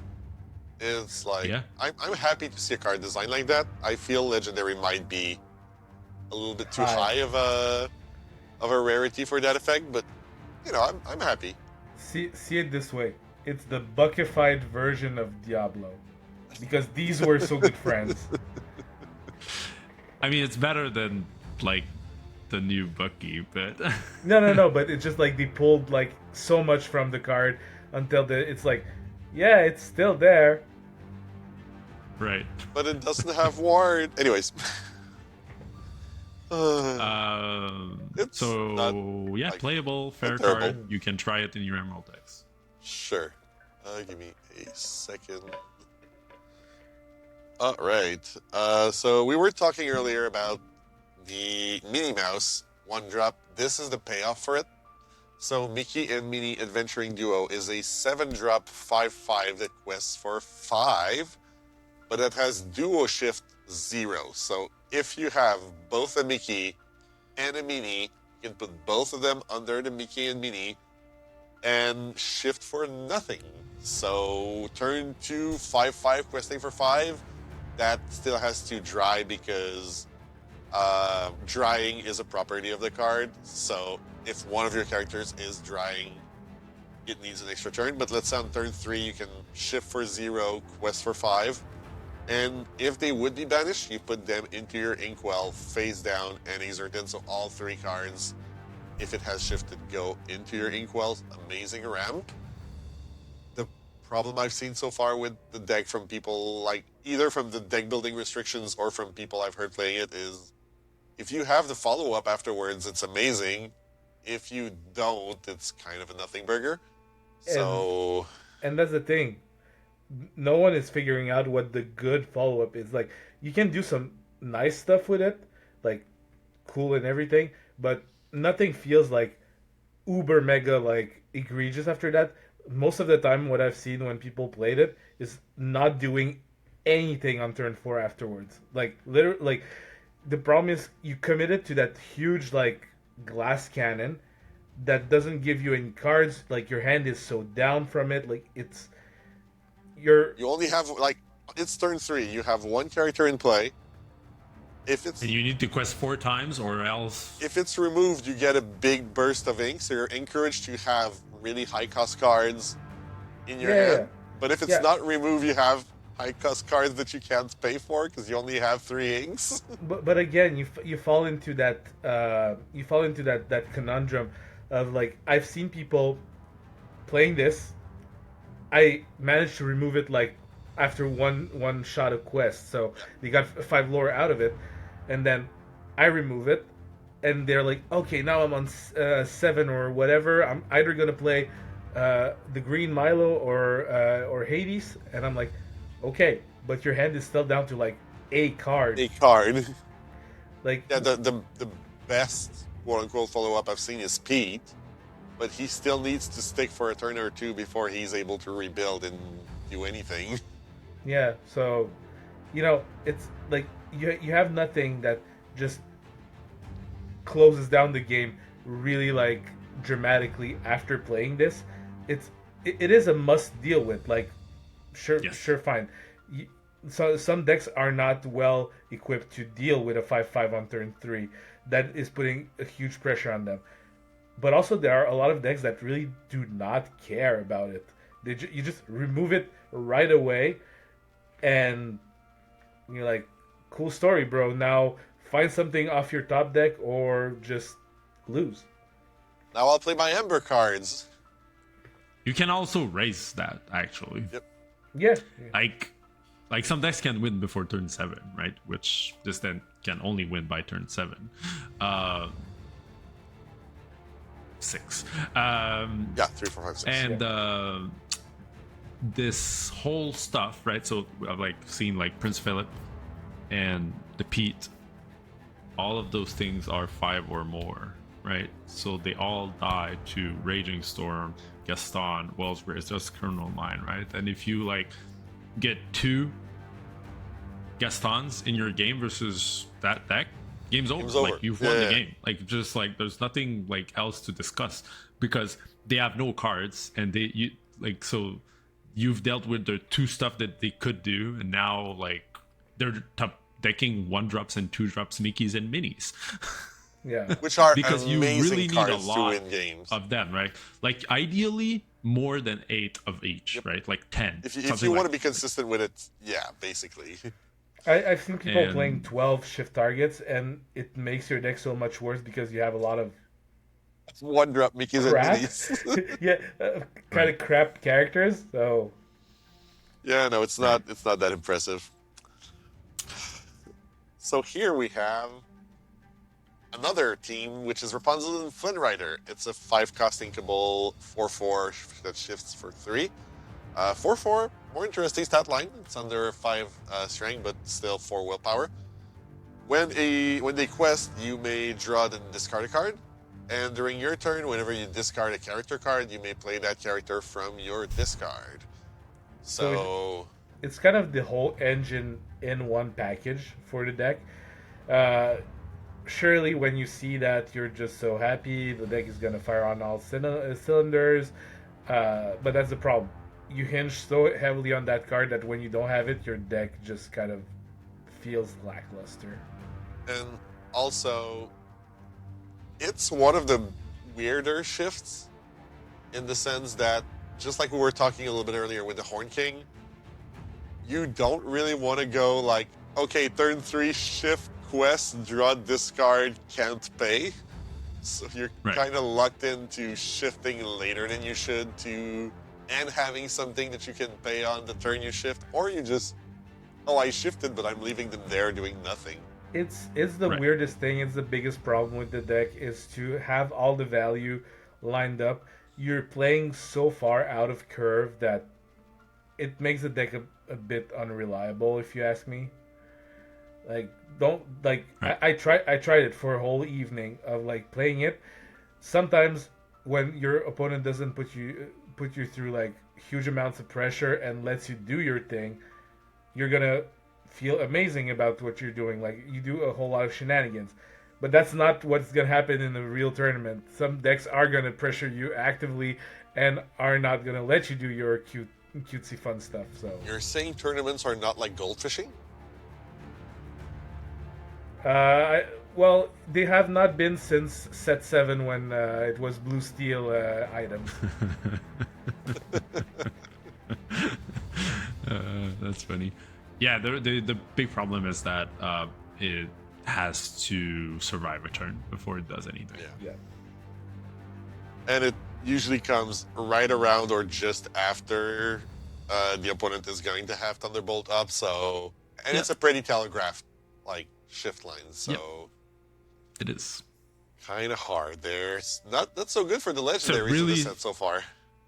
Yeah, it's a really strong card, but same with Horn King. It's just vulnerable, and the curves and the whole thing doesn't really pan out competitively too well. That's the thing. Probably like I'm addressing it a bit ahead of time because we're just 2 colors deep, but the legendaries in the set are really all about flash, not about actual strength. Like they're flashy, they're cool, like, oh cool, like I'm excited about They're fun. And then you play them and you're just like, oh, that's unreliable. I don't want this. Right. I mean, it might be a really good set for people. Like, it's a rotation set. It's good for people coming into the game. It's going to have a lot of design space for people coming into the game. So, and I think it's excellent at doing that, actually. Like, the whole set is so thematic. And if we, like, we look at this in a very competitive way, but if we look at it from a more casual player perspective, these teams open up a lot of design space to really explore and do what you want to do with this set outside of competitive and have a lot of fun with the game. So if you're not someone who's going to be competing and trying to go for like the DLCs and all of that, don't feel discouraged by what we're saying. A lot of those cards are actually a lot of fun to build around, and you shouldn't be. And they're good. Yeah. Actually good. They're just fragile in a competitive environment when people are expecting it. Exactly. Now, let's look at this 4-drop uninkable song to Wither a Flower, a Madam Mim in Emerald, not in Amethyst. I'm shocked. It deals 2 damage to each opposing damaged character. So, perfect follow-up to MMS, I guess. Yeah, it's MMS best friend, or if you want to call it like, or if you want to call it grab your swords cousin or something. Like, it's obviously a card that's like very steel coded. I want to say, like, it's cool with Tinkerbell that's still in the format. Like you if you shift your Tinkerbell, you get to like deal 3 to a board from the get go. It's cool, but I think it's like fringe playable. Yeah, I'd be it also surprised to see it. rots in your hand being uninkable and having your opponent zero damage. Because the condition makes it so much worse than grab your sword. So And grab your sword was already a fringe playable card. yeah. Well, in the beginnings it was like a mainstay, but it Yeah. It got pushed out. Pushed out. I think if it were playable, like if it were played today with the Marina, we might see a little bit more of grab, but Yes. yeah, definitely. Yeah, definitely. this I think is a little bit better though, because it deals 2 damage to chosen character that cannot be reduced by resist. And this is something that is going to take some people by surprise. Like, quite frankly, it is a fire to cannon that just doesn't care. Baboon. Yeah. It's a baboon. It's baboon. It's like very like average fair card, Yep. right? Yeah. Good limited card. Yep. Put that thing back from the very famous musical. Put that thing back where you found it, or so I will. That we can see in Monsters Inc. is a 4-drop inkable song that says return chosen character or item to their player's hands. So does what the card says. So yeah, we have now a more versatile, like the crossbreeding of You're Welcome and Mother Knows Best. Like, you have Your Welcome's cost, it hits items, but it does the Mother Knows Best thing of sending it back to hand. Yeah, it's whatever. It's probably something that's gonna be used by someone somewhere, but I don't think it's like amazing. I mean, I think the rotation here hurts this card more than a lot of other cards, because this is something where you could bounce a Chromicon before wiping a board and challenging. You can bounce a Snowford before challenging. I don't think we're going to see a lot of Chromicons in Snowford. Like, wait, Snowfords? We Really? certainly could. Oh, okay. Snowford we will see, but Chromicons don't exist anymore. No, exactly. So, like... Right. But, because to me, the return on items, seeing how in the last season the very few items were used, is something that can have value. And even on your own board, like returning an ink runner or something just to redraw a card, or like, I mean, the fact that you can use it on your stuff to me mean, has some value, but like I said, print this thing in set 10 and it would have been played. Print this thing in set 13 and I don't see where it's actively going to be played. I mean, with Ariel boost, right? Sure. She Sure. She gets to sing this and draw a card and give, and that's like a ton of tempo. Eleanor so is saying this to protect Mike. Yeah. Mm-hmm. Sure. The issue is like you don't want to put this in a Mike No, I know. deck, I think, but yeah, I think this is a good card to consider. Like, and I think a toxic deck focus on tempo could very abuse that. Yeah, I'm guessing it's gonna find its place at some point, it's not something that's like, oh my god, it's broken. But I could No. see a deck finding ways to use it to its advantage. Mhm. The potato we already game. talked about. And the Right. one location that we need to talk about. So, Paradise Falls, Exotic Destination, is a 4-cost, 7 willpower location that costs 2 to move and gains 1 lore turn.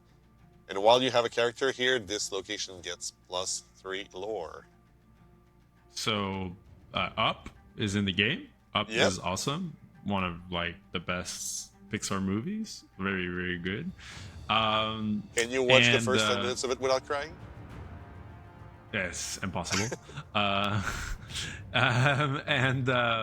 This works with 2 things. One of them is the, some of the up cards that is in the set, right? Because a lot of things says like draw cards equal to the number of lore, and this says, well, here it's quest for 4. So one of the cards we were alluding to earlier was touch the sky, right? Move a character to a location, draw cards for the number of lore it produces. So this pairs very nicely into that. Threatens 4 lore, draws 4 cards, right? So the upside is so big.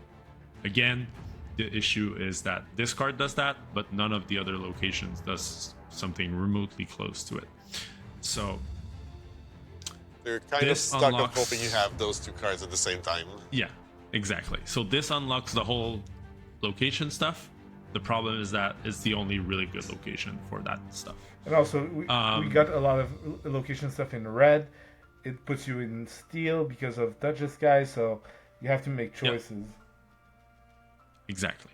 So it's a little bit all over, but the whole, like I was talking, like first card Emerald was Buzz. Buzz, Touch the Sky. This is kind of egregious on its own. Yeah. What about Max Goof? Also getting back the Touch the Sky. Yep. What about Ursula being a really good two-cost singer, right? So all of it just works very nicely. The thing is, you don't find Paradise Falls or you don't find the Touch the Sky, kind of doesn't like do a whole lot. Isn't the like, Carl? Is the Carl in Ruby or in? It's in Emerald? Ruby. Yeah, it's in Ruby. It's in Ruby, so right? That's the other payoff. It's playing it Ruby, and it says when you play a location, move Carl, another character, to the location and draw a card for every lore.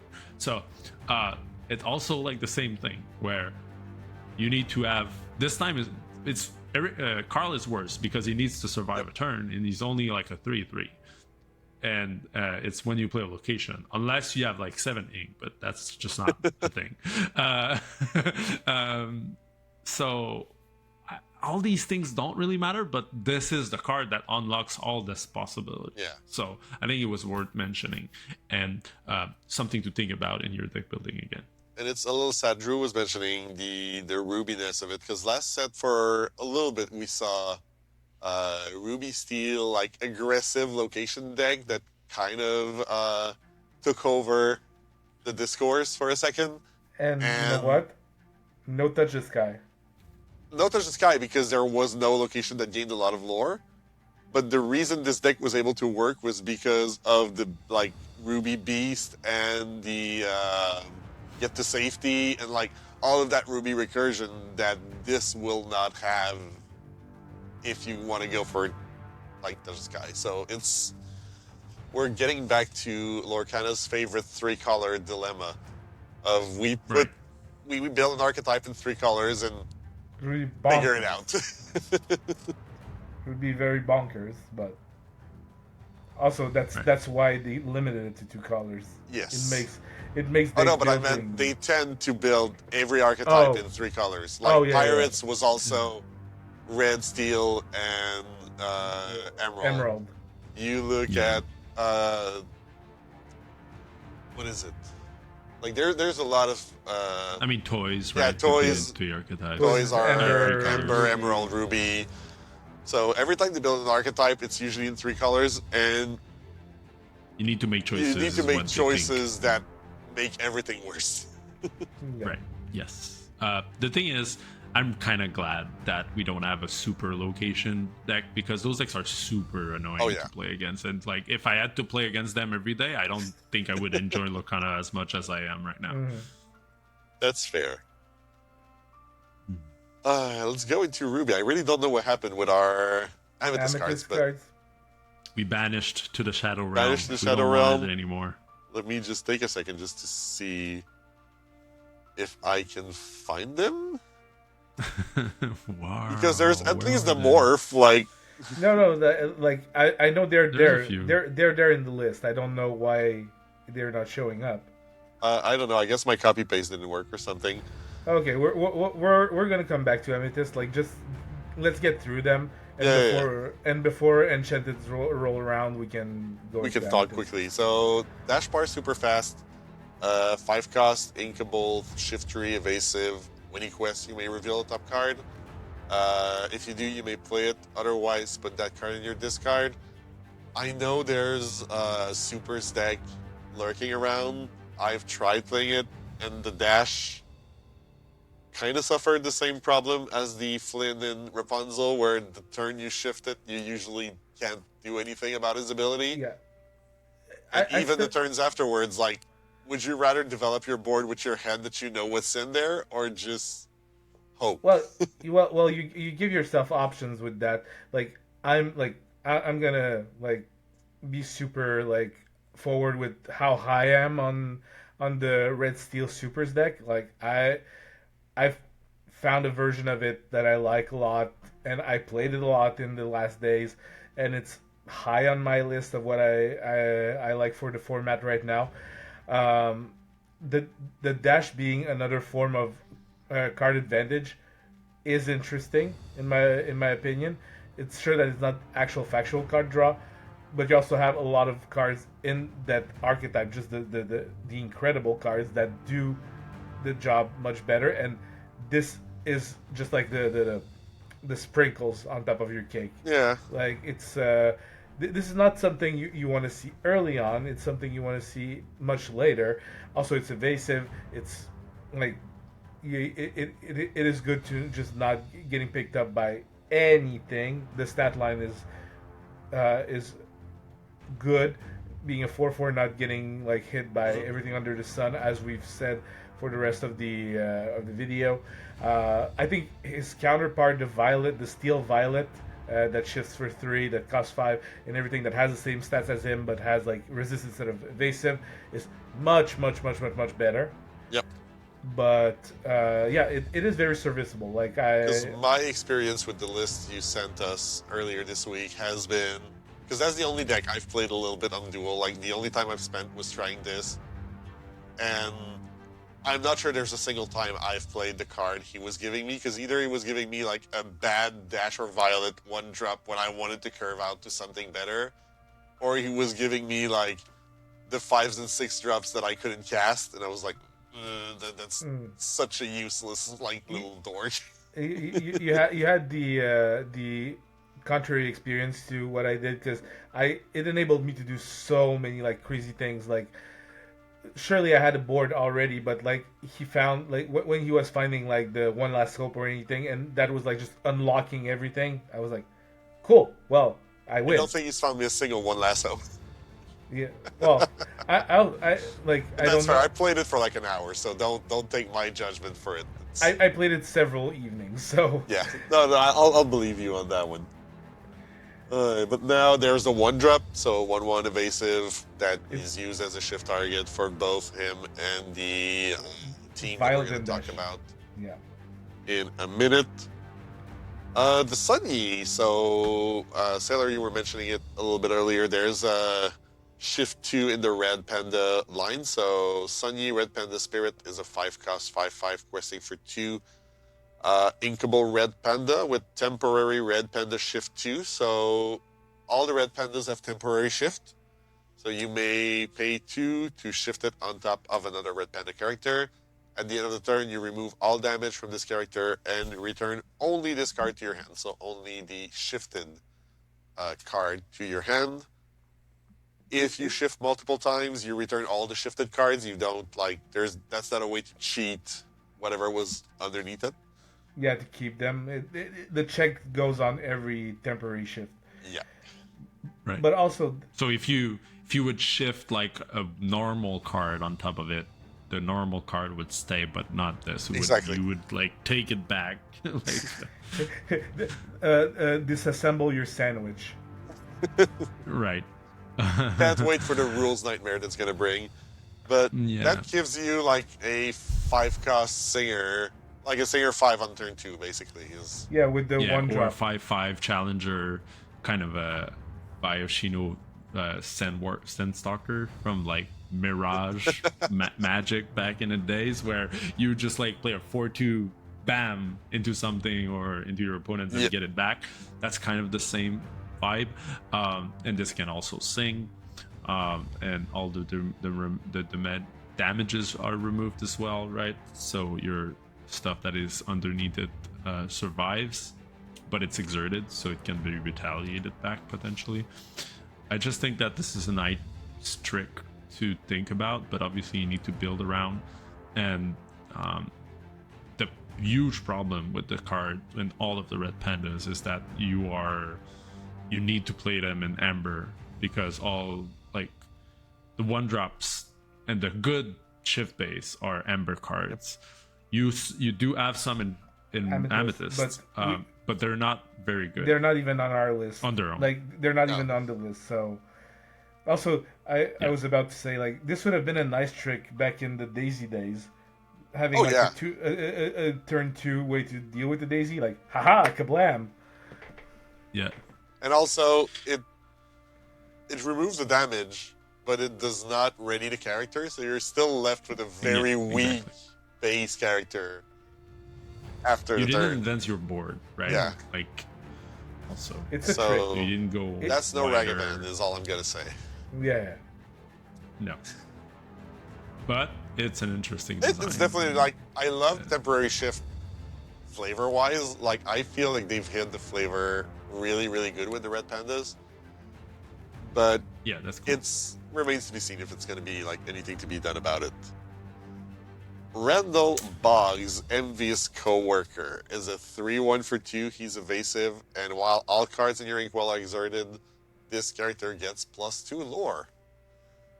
Doesn't have any lore, so Yep. so this is like a very aggressive 2-drop that would be fantastic in red purple, With the because Lisa that you can just pay one, and or the Scrooge Or the that Scrooge. you want to boost, right? Or so you have multiple ways.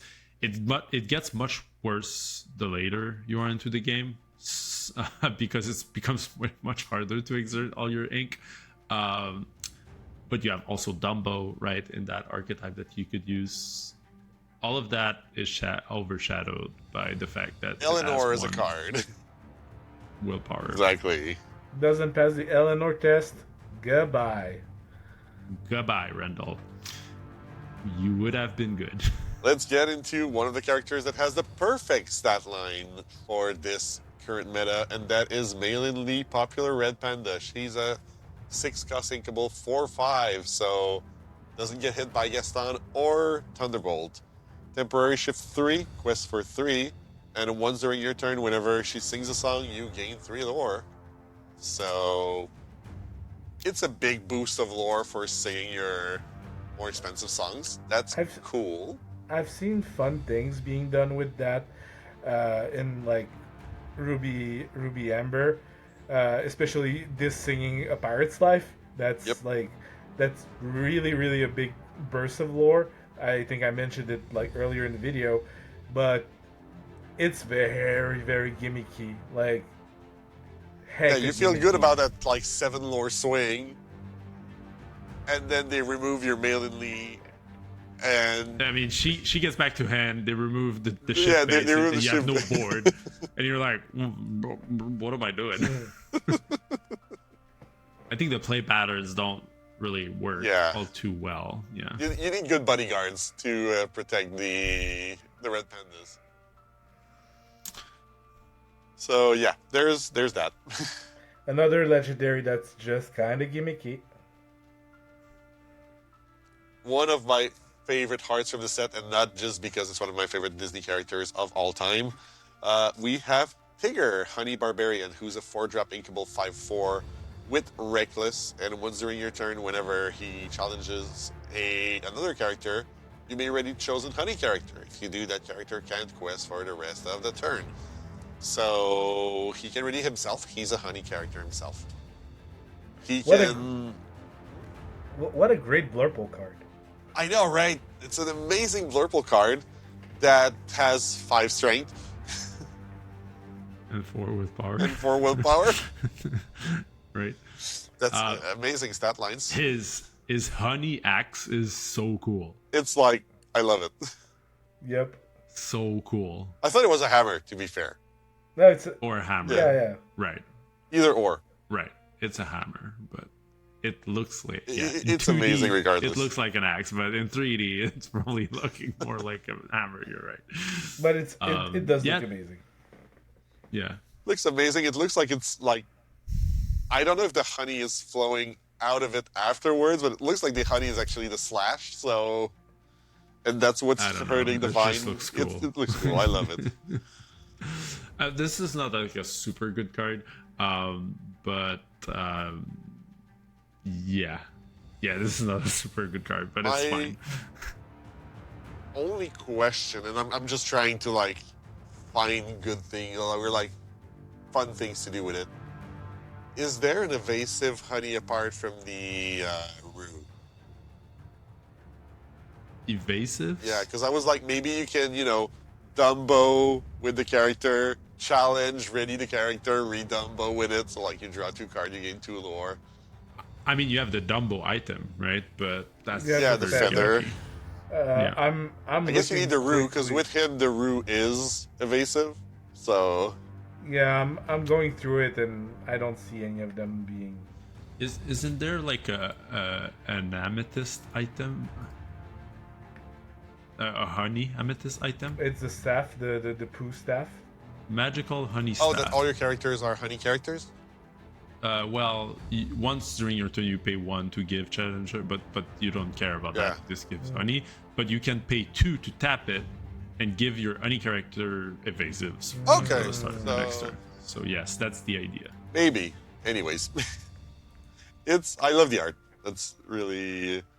I think this is gonna be a nice, fun team deck. Yep. It's probably going to be useful in the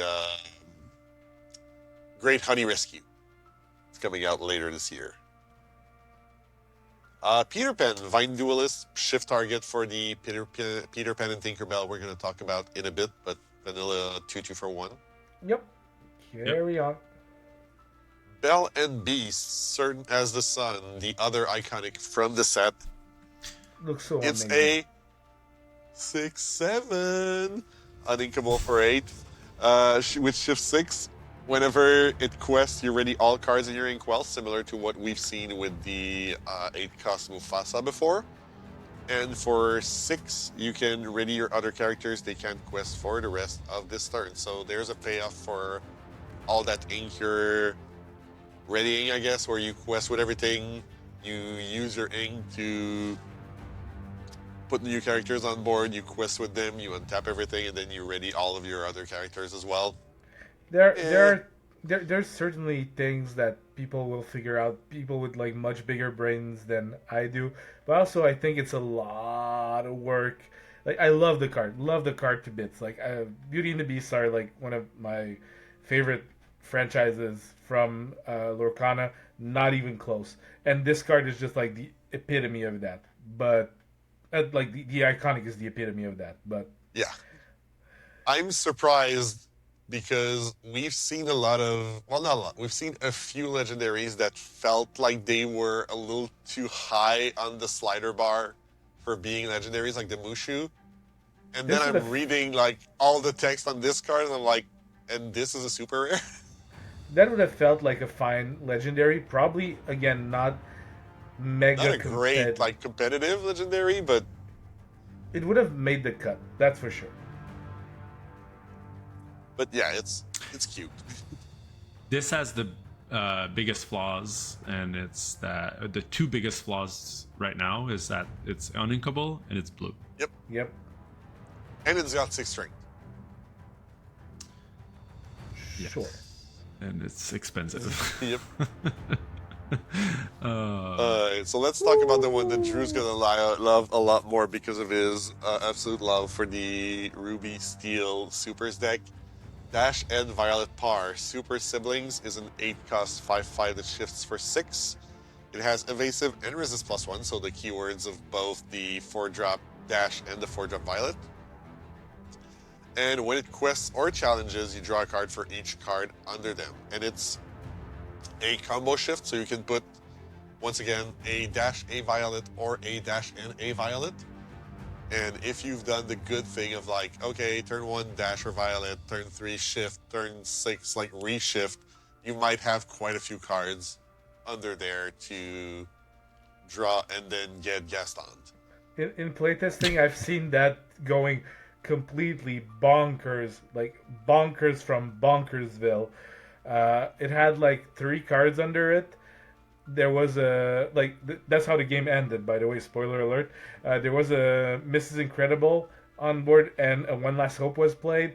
So this was like, I'm gonna clear your board, drew like 9 cards off of it, and then just then it was a Radda board built into that thing, because it was like already resist 4 because of the Mrs. Incredible, its own resist, and the 2 resist from One Last Hope. So it was just like, okay, I picked up every one of your characters. I drew 9 cards. I'm looking at you in the eyes and just saying, what you want to do now? That's kind of cool. And then they That's Gaston. super cool, one could say. Super cool. Love it. No, I'm really curious to see how it like actually fares. Again, our experiences with the deck have varied a lot, but I have a lot less playtime than you with it. So this is going to be a good one for the stream once the season actually starts. But this might be a legendary that actually makes the cut. Yeah, actually, I don't know if in my mind that's the best legendary of the set, but maybe. And then there's Red Moon Ritual, 7-cost fire the cannon not fire the cannon, dragon fire that you can sing together. So 7-cost uninkable song, sing together 7, banish chosen character. It's much easier to sing together than to just singing this, right? It has to be said, because technically in Ruby and Emerald, in Ember, you could sing this as soon as turn 3, right? With power lines. Well, power line is shift 4, but the smaller power lines. The 1-drop melee Right. and the 2-drop power line, and just yes, the Mylene and the Ursula, yeah, right? yeah. Oh, yeah, just as simple as that. And banishing a chosen character for free is very, very good, as never something we're going to complain about. I saw a lot of memes about this being be prepared at home. Now it just only banishes one character, not all characters. And I was like, yeah, I think it misses the point. The meme misses the point of definitely. This looks amazing. Like, I will say in limited, like this is just like yes, bonkers. Limited bomb, yes. Limited bomb, and I will say I'm still a bit annoyed because red is supposed to be like the single target removal color, and Let It Go costs 2 less, is inkable, and like every other color basically that has good removal that can be sung is usually inkable, and then you have the single target removal color with a 7-cost sing together uninkable that removes 1 character. It's like, why? Yeah. It is what it is. I'm so like annoyed at how scared they are, I guess, of single target removal that works in red. Right. Well, yeah, because they had Medusa being too good for a few sets. I mean, it was picking up, like, it was good because of Ice Cube and... No, it was good even before Well, that. yeah, but... It was good in set 3 where it was banishing anything in Ember Seal. Yeah, basically. But as a Steel Song player, we kind of deserved it. Yes. So... Absolutely. this is inkable, at least for removal. It's Red Alert. It's a 4-cost inkable action that banishes a character with 3 power or less. If you have a monster in play, chosen opponent loses 1 lore. I don't think we care that much about the second part of... No. Gonna happen. And you're gonna miss it in paper. This deals with Eleanor. Yes. Let's take our whole turn 4 to play a thing that deals with their turn 4 that they played on turn 3. That already drew a card, gained a lore, did the damage. Yeah. This is very low tempo because it's usually not trading up, right? It's trading equal most of the time or down. I would say there's a few still good targets for it. Like the Eleanor, but the Dumbo as well, right? Is one that at least I can is a 4 for 4. I can put it this way. I've heard people calling it the big inkable brawl, but no, brawl is inkable, sorry, but a big brawl. But I'm like, cool. Brawl wasn't that great on rate anyway. We played it because we had to. It had good because targets. Of Hiram and Diablo, Yeah, mostly, we had to. right? That's what I'm saying. We had to play Brawl. Brawl is not that amazing of a card. No. Yeah, I think this could have costed 3. Yeah. In my opinion. No, Potentially. at 3, because it puts you on parity. It would have been great. It puts you on parity of like being able to deal with something that has 3 strength at 3 cost. That's pretty nice. But 4 is at 4 is like fair. Fair removal. 4 you want your things to do like more splashy things, like either add to the board or deal with multiple things, or like just do more stuff. To be like, blue sucks right now, so it's not going to be as relevant. But in the past meta, being able to remove the blue Hades from Blurple or the purple Hades from Blurple, like their 5s and 6 drops were all 3 cost, like 3 strength. They all got value already. I know, that's issue. the other problem, but at least you cut the value there. Like blue-red could have had something, Anyways, let's look into the future a little bit with prophetic vision that shows us the wonderful city of I completely forgot the name. Hyperia, thank you. Hyperia city that we're gonna see in the next set. So this is a 2-drop action inkable that makes you shuffle your deck, then reveal the top card. If it's an action card, you may play it for free. Otherwise, put it on the bottom of your deck, then each opponent lose 1 lore and you gain 1 lore. I've seen people really hyped about playing Raging Storm on turn 2, which is about the most useless thing you can do. But, it's doable, in theory. It's a good casino card. If you really like Jack flipping locations and removing stuff, this is the same kind of vibe of, let's see what the casino has in store for you. Yeah, this could be a combo card at some point in the game, but don't think we're there. Yeah, the fact that you have to shuffle your deck beforehand kind of makes it like very hard. It's a little bit like We Know the Way, where it's almost a case of if your deck only has 1 card, you're going to be good. Well, that's what I'm saying. We Know the Way is a combo card because of that. It's a similar situation, but you can't sing it. Bunch of balloons. This one I'm really interested because you said you wanted to talk about it. So 1-drop item with float away. When you play this item, choose a location of yours. While it's in play, that location gains evasive. And for 3, a little bit like the feather from Dumbo, you can return the item to your hand. I mean, evasive locations is looking like the hardest thing to get rid of. So it's annoying. With the Paradise Falls, it's even more annoying. And then the second thing is in for example, in a Ember Ruby boost is looking like a very decent archetype. Oh, the Scrooge, counting house that you can boost every turn to get. Yeah. If you get it evasive, some decks just cannot challenge it. Yeah, that on a counting house I hadn't thought about, but yeah, I can see that being a bit of a nightmare. Interesting. Like imagine in the mirror, like you just won the game. You play Scrooge and a bunch of balloons on it, and then the game's over. Like how are your opponents dealing with it? You're like, I'm sitting with Raging Storms and like on non-evasive Scrooges. I don't care how big they are; they're not challenging. And that my opponent has a counting location house that because wins it's in 6 the floor it's turn. in the air. So I don't know. Like this card feels like either terrible or game winning. I mean, it's inkable, so if it's terrible, you just put it in the ink, right? Right. I just wanted to say that. So, That's like people are gonna troll with it. Like I'm sure like they're gonna troll like some. I'm gonna try it in leagues. boost. Now that you've said that, I'm gonna try it in boost. Like, But yeah, it's gonna be for the mirror tech. it's gonna be a funny card like in league.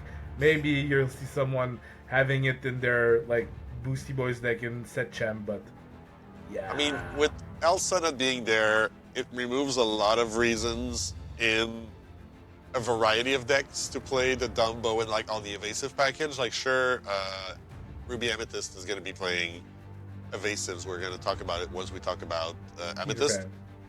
But If we do. Well, once we find the Amethyst cards, Let's talk about the nothing sandwich of this color. yep, let's talk about Sapphire with Belle always reading a 2-drop 2/3 that makes you pay 1 less to shift the character on top of it. Works at Blurple to move damage easier. Yeah. Sure. Like the shift bell is really good, and if she only costs 2, that's like egregiously Yep. good, right? And then obviously it was made for The Bell and Beast. Sapphire, Ruby, iconic Beast and Bell, right? So that they don't actually cost 6 to shift, but only 5. This is a princess. The art is amazing, right? I really like the lights coming out of the vine. Oh yeah, And she looks very calm for for having someone vines stuck in the all over. vines. Yeah, I wonder if there's something about that. And there's also I guess It- because how in the iconic Yep. cards, they're also dancing and not caring at all. because my guess for this card in particular, you're right that even in the regular art, they're dancing in the ballroom in the middle of the vine attack. Right. That's what I'm saying. Because my Yeah. guess for that specific art is that she's dressed almost in the same pose and everything, and the same outfit as in the. Set 1? No. I'm trying to remember the name of the opening number from Beauty and the Beast. Belle? It's just Belle, right? Yeah. And Bonjour. in that song, they keep talking about how she's so immersed in her books that she doesn't notice anything happening around her, and she's just like Oh. waltzing through the town, reading and not acknowledging basically anyone around her. So this felt very Belle. Oh, right. To me. And she's talking about a wonderful story about a beanstalk. Yeah, Yeah, that's so a quote. it all makes That's sense. a quote from I'm stupid. from the movie. yeah. So I feel like it's what they're trying to convey here, but it's conveyed beautifully. Like it's Yes, Love absolutely it. beautiful. We talked about that card because there's just not much to yeah, talk that's about in Sapphire. basically all of Sapphire. There's Piglet, the Honey Mage Apprentice. Enables Yeah, 2/2 the honey. honey for 1. Shift target for Winnie the Pooh and Piglet. That's it. enables a lot of honey. And because we needed stuff to talk about in Sapphire, we have 80s Meticulous Schemer, our next big bad, that you can now do Merryweather for 4, Scuttle for 5, 80s for 6, all ward, look your opponent in the eyes, say what you have, buddy, and hope that Demona? they don't have Demona. Demona, Raging Storm, going wider and not caring. There's just so many things you can do, but But yeah. it's funny that they've. Don't want to say completed the cycle, but we're starting to have a Yes. cycle of inkable cards that have ward and increasingly powerful stats. We need a 7-cost quest for 4 war Basically. character. Yes, and keep going. And now there's going to be the whole deck, right? The deck is just ward from 1 to. Because It's we all have ward. the Darkwing Duck for 2. Like we already have the 2-drop. Yeah. Right. So we're getting there. We're getting there. We're gonna have our full deck of Ward from A to Z that does nothing but play Ward characters at Quest. Oops, all ward. Oops, all Ward. Boo Human Child. While you have 5 or more cards in your inkwell, she gets +2 lore, so she quests for 3. Right. So there's something there with Cruella from Fable. set 9. Fable, yeah. Fabled, yes, thank you.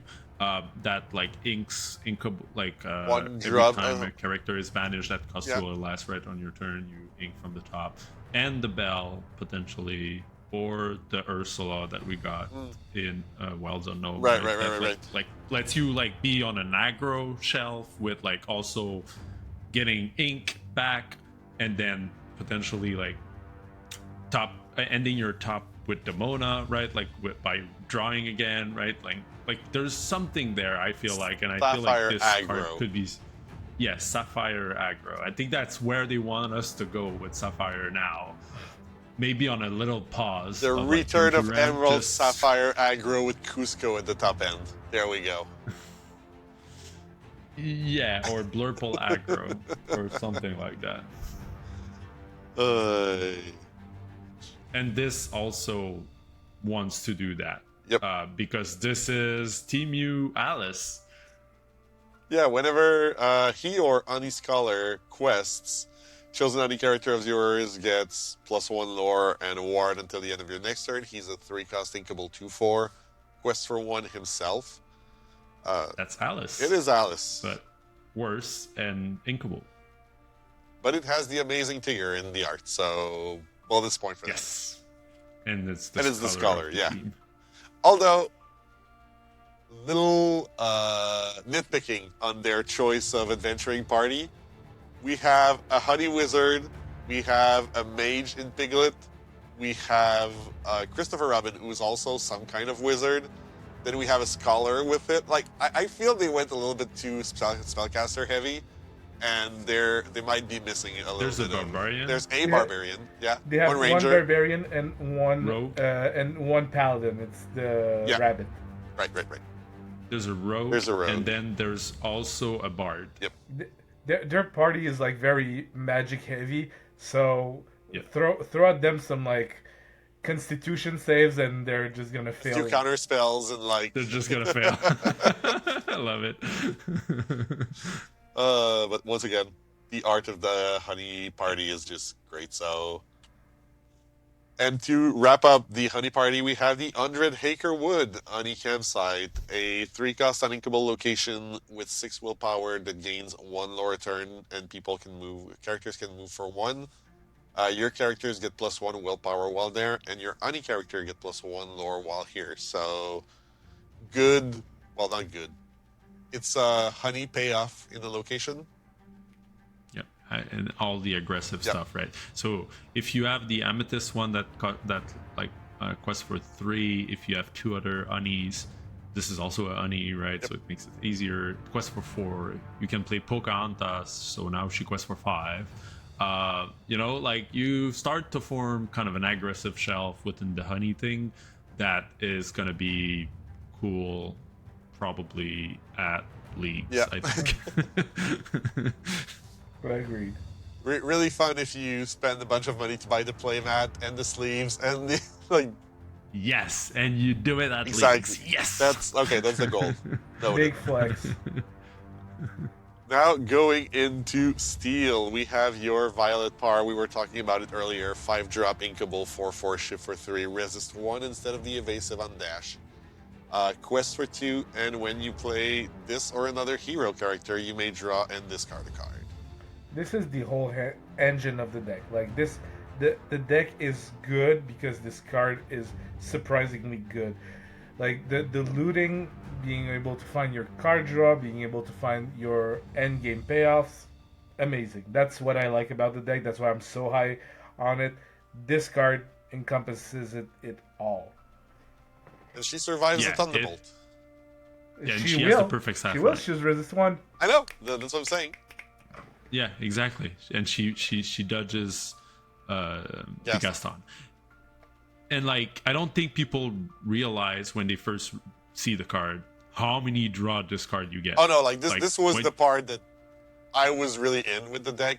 That card is Yeah. amazing. Like, Yes. Yeah, she's the all-star of that deck because everything is a hero, so you're drawing discard all the time. So now your shift base that you don't want anymore just gets to go into the discard for a better card. And I've seen her, like, I've seen people trying to slot her in like other steel archetypes.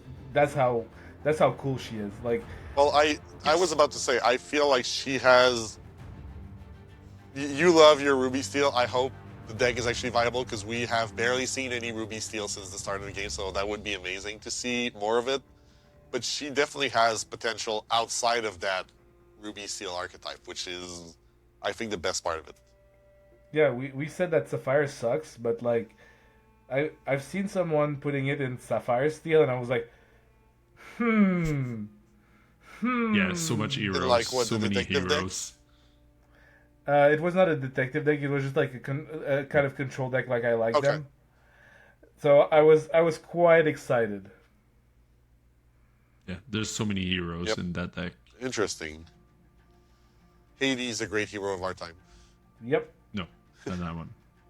Stitch, the protector of frogs. He's the new one-drop inkable Stitch, and he has 3 willpower instead of 2, which is amazing to survive a bunch of annoying things in the early game. This is your prime shift target for that Lilo and Stitch team up card. Like, I said you had a lot of choices to in the deck. This should be one of them. This should be, this should be an auto-include. This is the number one. Yeah, And he has a frog. that's So- it. And that's it. Oh well, never. There's not. It's not only that's it. There's also Rockstar. Yes. Who's still in the format. Yep. And we were always looking for a nice Rockstar Target. shift target, and this is certainly one that fits the role. Mm-hmm. The shift target for Then we Violet. have the Speaking 2-drop of shift target, shift target for Violet. So 2-drop 3/2 resist 1. Definitely better than the one we had last set. yeah, the 2-1 for Yeah. one. Yeah, you still play both, I think, because like the downside is so low with whenever you shift her, you're just gonna loot them away.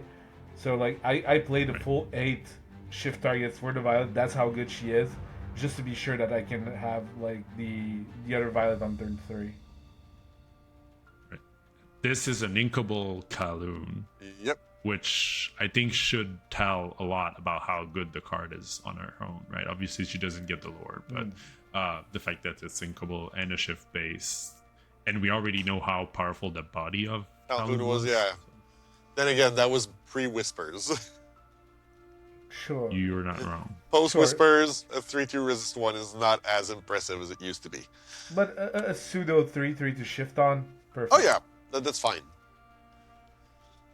Then we get into the Omnidroids. So 2 or 3 more Omnidroids are joining this set. So we have this one, the Omnidroid scanning for threat, which is a 4/3 for 3. And while it has no damage, it has 2 more strength. So a 6/3 4/3.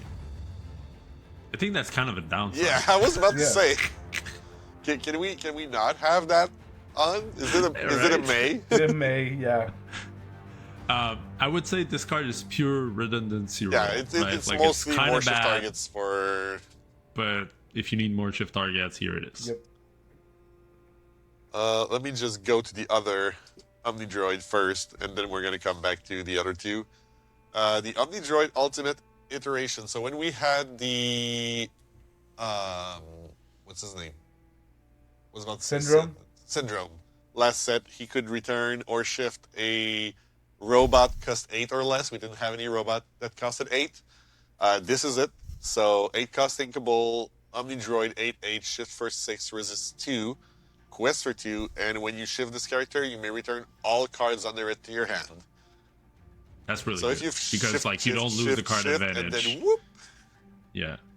And then you get the effects again of all the other shifts. And like the best one is actually the 4 costs because you deal 2 deal when you damage, shift it. So getting it back means you can do that 2 damage again. And Syndrome says play or shift. Yes. So and it, from hand or discard. discard. So once they remove Uh, it, you can just do it again. I really feel like we've been served a video game that requires a DLC for it to be good, and like, like we didn't get the DLC first, and we're like, this game is shit, and now we're getting the DLC, which is this card, right? So the syndrome was bad, but then it's good, and I think the whole droids archetype is now unlocked because syndrome is good. It also got another shift target, which is morph. And so now there's more targets for Omni droids. There are more targets for Syndrome. Syndrome can do the fun and good stuff. I think the whole thing makes an archetype work, and that's the Amethyst Steel droid deck.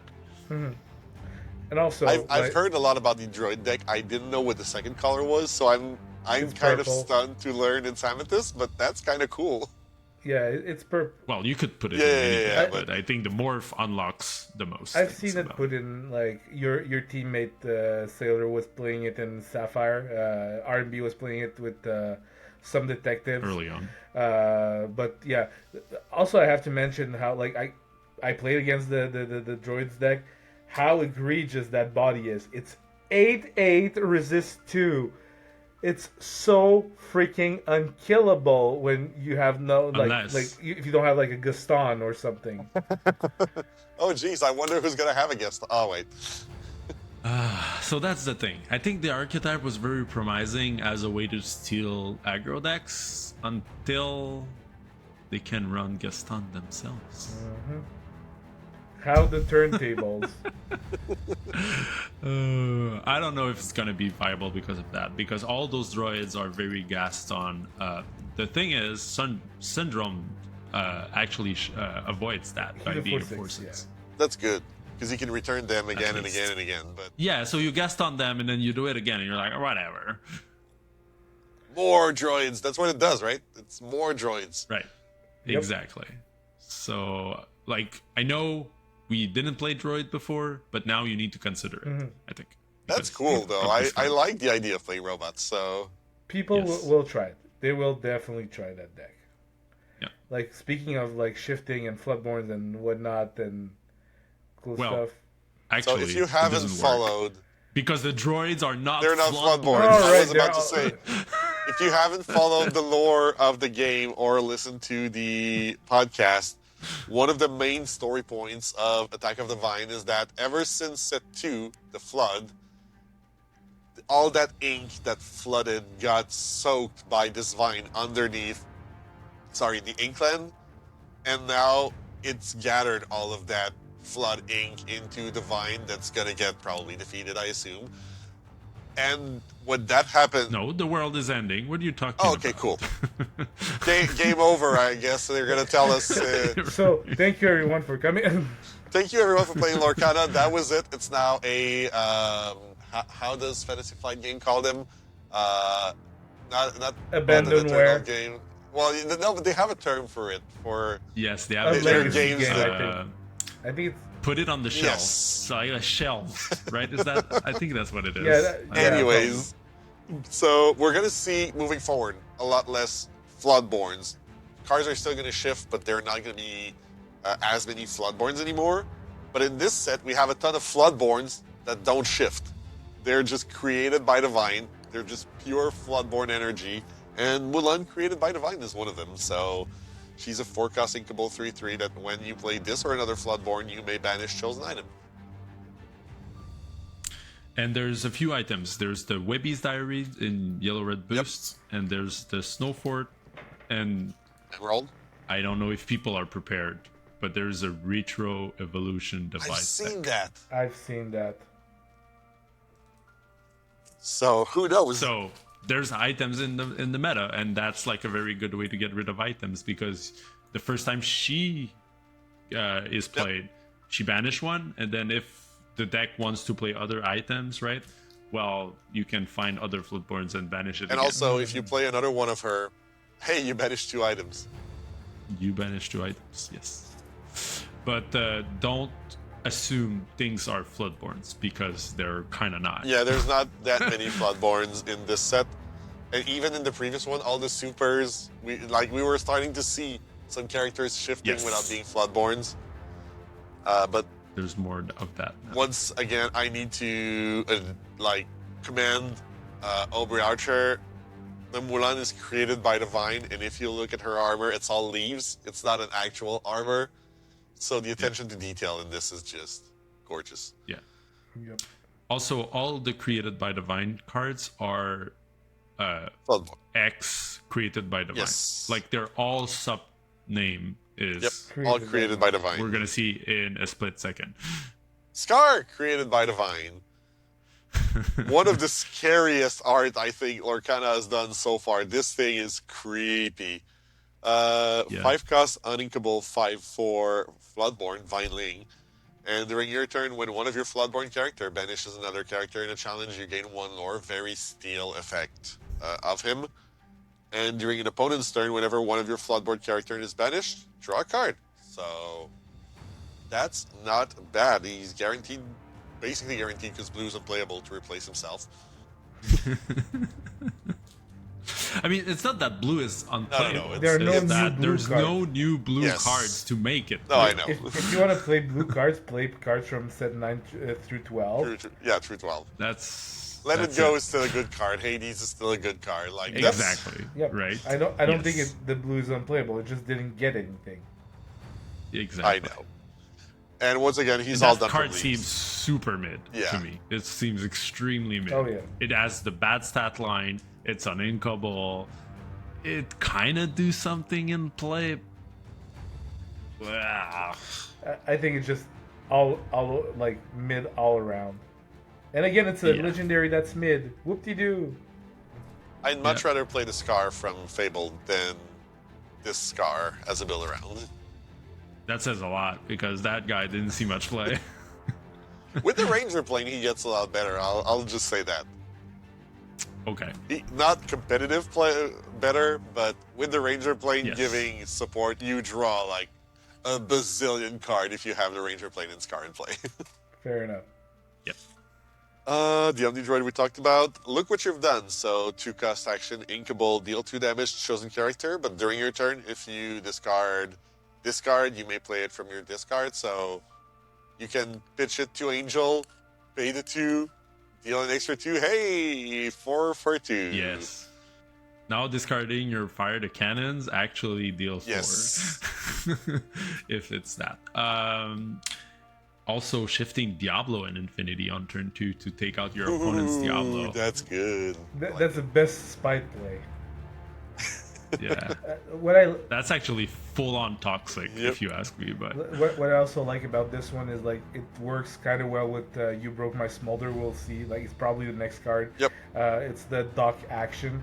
So when you have like when you start your turn with like I don't have anything in hand, so I'm gonna You Broke My Smolder, discard this as my only card. I have the option to do 2 and then redraw, do other stuff, and go nuts with You're it. going to redraw first, but yes.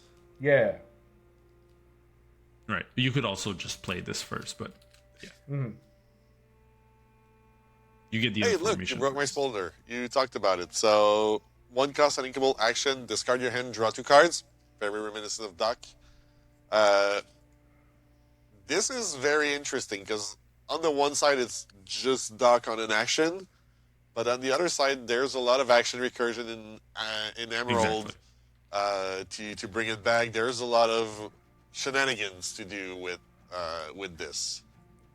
Yeah. And we've mentioned it in last week's video, like this not having the body, the 1/3 body attached to it anymore makes it so much less egregious. Yep. Yes, it's worse, but also has potentially some pretty cool synergies still. So it's not that much worse, but it's still worse. And also we've said it about the assemble besties assemble, but 2 is much more than 1. Twice as much as 1. So yeah, Some would exactly. say. So like even eventually like an Infinity, like in an action deck like Ruby Seal, we've seen a little bit last set, right? Like this could make it really like this archetype pop off, right? Yep. Yep. That extra ink that you get from playing this instead of Doc at the beginning of a turn can really enable you to Get Yeah. going. Then there's Windstorm. An action that deals 1 damage to each opposing character in location, then deals 2 damage to each opposing character with evasive and each opposing location with evasive. That's a lot of words.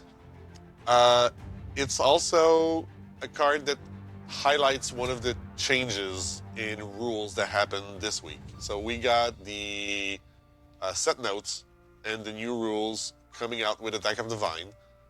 And there is a change to how damage is dealt in the game starting basically now.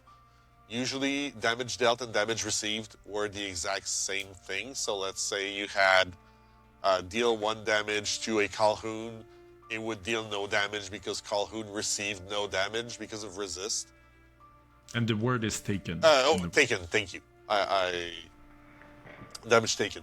So it used to be the exact same. Now they're actually separate. So you can deal 1 damage and then it being reduced and the character takes no damage. But if you have, say, a Merida that triggers when an action deals damage to a character, Merida is still going to trigger for extra 2 from that. So it becomes a lot more interesting where a Merida with Fire the Cannon now removes a Lilo bundled up. Or a Windstorm now removes a Lilo bundled up and stuff like that. So there's going to be some interactions to take note of. If you have Merida, just so there's yes. 2 cards I think where it matters for now. There's Merida Mulan. and the Mulan. Yeah, right. The 5-cost Mulan. Yeah, because she gets a +3 if you shift, so she deals 5, and then she deals that much an additional damage 5 to two other 2. Yeah, but then that 5 would be reduced with the first one, would make it so that it splashes less into the other characters, but now it does the full 5. Yeah, it does the full. So those 2 cards got better. So keep note of that little rule change. Cool. So let's talk about the Amethyst cards that we found back after a little bit of digging inside of the Vine. Maleficent Exultant Spellcaster is a 1-cost 2/2 vanilla, so you can guess it, it's a shift target. We're going to talk about Earthshift in just a second. Winnie the Pooh, Ani Archmage. So he graduated from being a wizard to being an Archmage. He's a Dreamborn Hero Sorcerer, Honey, 2/3 for 2. And while you have 2 or more other Honey characters in play, this character gets +2 lore. S4iler. You were talking earlier, S4iler, about the more aggressive version of the Honey deck. Mm-hmm. Definitely a card that slots into this. Gonna get them a little fast, but this one we're gonna talk a bit about. Vixie, Expert Fisher. When you play this character, if you have a character with evasive in play, you may return chosen character, item, or location with cost 2 or less to their player's hand. So this seems like a lower rate digger to me, with a higher cost of it needs setup for it to work, but I know a lot of people are excited about it and I need enlightenment. So Right. So there's an evasive tempo deck that utilizes pretty well to tempo out their opponent, right? So there's obviously the Willow that you might want to bounce, the Scrooge, right, in the yellow-red deck, and like the 2-cost Angel Singer, the Ursula Singer, right? Like a lot of the decks actually have like a pivotal turn 2 now. That turn 2 ramp is not in the game anymore, or almost not in the game. And this in green purple can reliably do it on turn 3 by having the Todd and Cooper shift, as well as the Todd and Vixie 3-cost evasive that costs 1 less if you have a Todd. Right, so it's like the Minnie Mouse Surfer stat line, but it costs 1 less if you have a Todd. So the Vixie from one Winter of those Spell, things. Right? Yep. Yes. Yeah. Thank you. And so you have that. You also have the Pegasus, which yes dies to Eleanor, but is still an evasive to make this better. But also, if you tempo your opponent out of their Eleanor, You can It's a delay bit- this whole yeah. thing, and you can play Snowfort in that deck as well. And And you can play the put that thing on or the Rapunzel to add even more things that tempo your opponent out while you're questing with your evasive. you have access to That's Tigger. kind of like the you thing. have access to Tigger too, so you have many ways in like to admittedly lock out your opponent out of the game. So you go like one drop Todd, always almost Vixie or Shift into that Vixie into whatever 4-drop that bounces into. You can sing again a song that bounces again. Like you just bounce around, all around. And it makes Mushu quests and Okay. draw every time because they don't have enough time and tempo to play out their hand if you're bouncing it. So you're able to spend those cards on tempo because you're getting them back with either Dumbo or Mushu. Mushu. The big problem with the deck is like it's strong on the play, but not as strong because it's harder to tempo your opponent out of the game when you're on the Yeah, when they have a 3-drop in play, when you bounce the 2-drop, or when they already have an Eleanor when you play your 3-drop, it's Exactly. You're like, okay, whatever. And my evasives cannot really like take out your stuff because they're kind of understated. So that's the big issue. But the concept is there. I don't know if it can be refined, but I think this card kind of unlocks that, which I think it makes it interesting and playable. Yeah, because now that we don't have turn 2 Ram, she basically is like what Tigger was in Blurple, which is a turn 3 bounce your 2-drop. Yes. Gotcha. And nobody is skipping 2. Yeah, anymore. nobody's skipping 2 anymore. So That's the big thing. then we have another legendary, a 4-drop uninkable Merida Wisp Conjurer. She may enter play exerted to draw a card. And during your turn, whenever another character of yours enter play exerted, you may draw a card. So, with Again, Poetan, I guess? Or with, like, bodyguards matter? Yeah, that's the whole Gist of it. thing that this wants to do. It's a bit gimmicky. I remember a Chief Bogo that wanted to do fantastic things with bodyguards.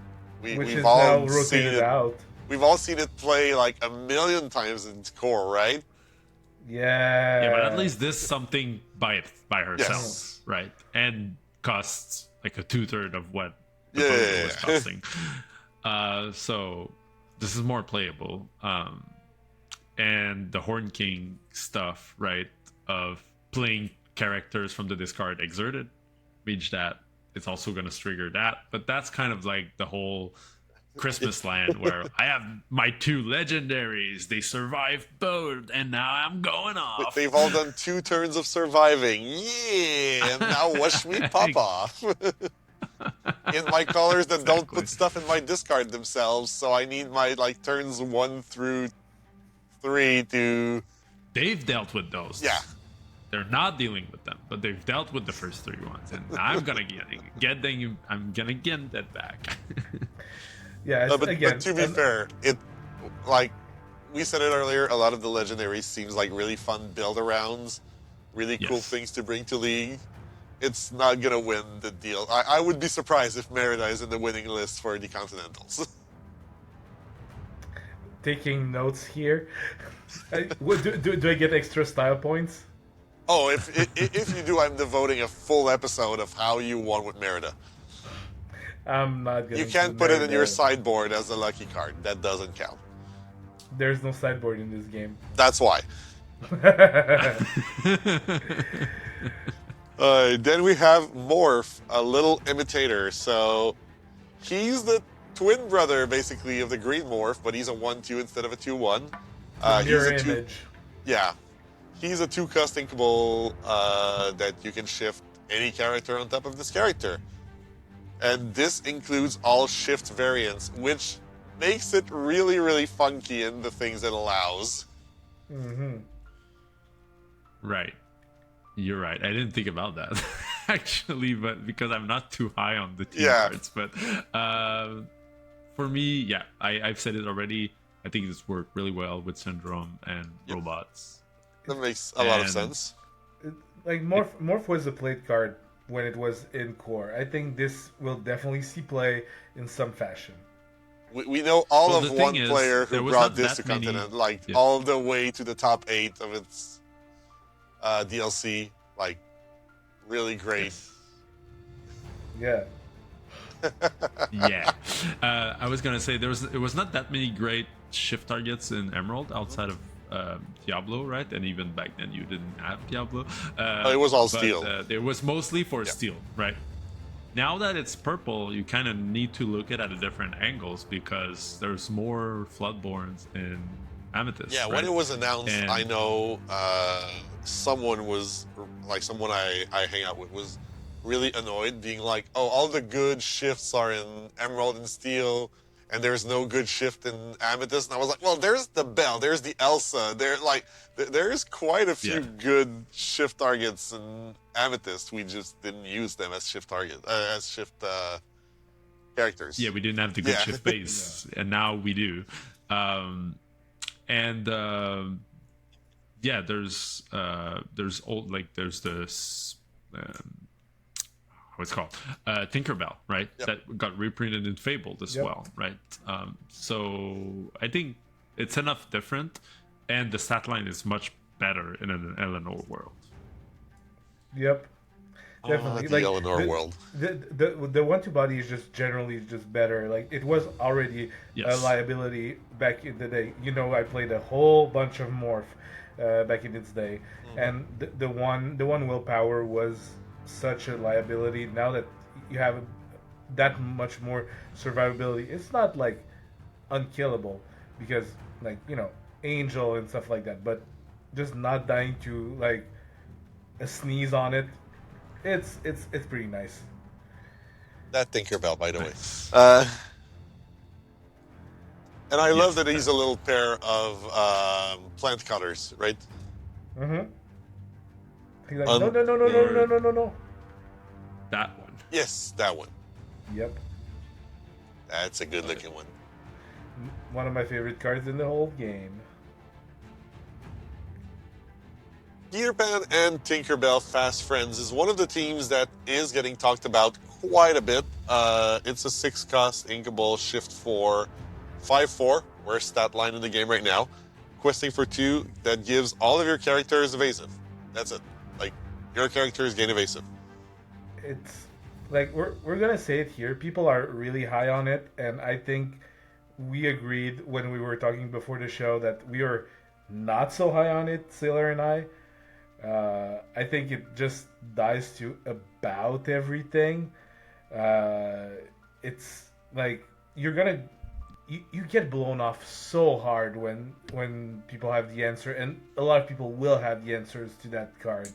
Like you're gonna drop this, either shift it, either just hard cast it after setting up Dumbo, setting up whatever have you, and then it's gonna get like destroyed by something, or either even like Horseman Strike or something like that. Yep. And Horseman Strike, Gaston, Thunderbolt, World Greatest Criminal Mind. and like, actually everything. you open all of your board to Horseman Strike with this thing. So yeah, it's Fully like, stocked up on my promo versions at home. yeah. So I'm really a lot lower on it than most people. Card is cool. Enchanted is amazing, and we're gonna talk about Enchanted in a little bit. But like, The artwork is pretty cool too. but yeah, no, I think it's just whatever. Yeah. Then there's Christopher Robin. We touched on him a little bit. We're not going to dwell on him forever. He's a one-of in Blurple right now just to enable all the honey shenanigans. But the Honey Sage is a 6-cost 4/4 quest for 2 that allows you to have other honey characters in your deck regardless of ink types. And when you play him, you may search your deck for a honey card, reveal it, put it in your hand, then shuffle your deck. The tutoring on it is fine if you have a full honey deck or cards that you really care about, but it's really just there as an enabler for the other colors in your Blurple deck. Yeah, this you see is one I understand they put at legendary. Like it's very legendary coded. Yep. As an effect, but Also, it's not. It's flashy again. You're gonna have one in your deck to do what you want it to be doing, and that's it. You're probably going to be inking it more than you're going to be playing it too. So Yeah, exactly. Yeah, it's kind of a bad rate. Like, yeah, it's a 2-for-1, but the rate on the card is a bit meh. I mean, you don't even play the card; you just redraw. So it's a cantrip. And then you have Winnie the Pooh and Piglet, Honey Mages, 5-cost inkable team. That's at 3/4, shifts for 3. And he gets +1 lore for each different ink types of characters you haven't played. He doesn't have lore by himself, but he has 2 ink types, so he quests for 2 by default. And then if you have, you know, the Ember, the Emerald, the Ruby, you're gonna gain more and more lore on the card. Quest for 6. It could! If you And assemble that's a dream Exodia. worth pursuing. Yeah. At least. Yeah. you Or On your honey playmat with your honey sleeve and your honey deck box and, yes, and your honey lore counter. and like if and hopefully you're enchanted. Like- We need to put in Piglet. okay, I'm gonna go ahead here and say if anyone does that to me in League, while I'm playtesting for Continentals and everything, and just like they assemble it, they don't win with it, they just assemble it, like this with every ink color on the playmat with the deck box, I'm paying them a pack. All right. Oh, let's go. Quebec City, get your honeys. I'm paying packs all Attack around. of the Vine? He's saying, how many packs? How many players have to can do it? One? The first one? I'm doing it up to 3 times. Oh, okay, good. But good. a pack of Attack of the Vine? If there are any available, yes. Available. Into the ink. Yeah, exactly. Like Right, Japanese into the Inklings. I'm gonna get you a good pack, okay? Good. Let's put the little like asterisk there. If it is Whisper, it is Whisper, whatever. But Yeah, it's yeah, gonna be a good pack. I love it. Maleficent and Diablo, Evil Incarnate. Another team, 7-drop inkable, shifts for 5. It's a 6/5. And you may put 5 character cards from your discard on the bottom of your deck in any order to shift this character for free. So free shift. Not bad.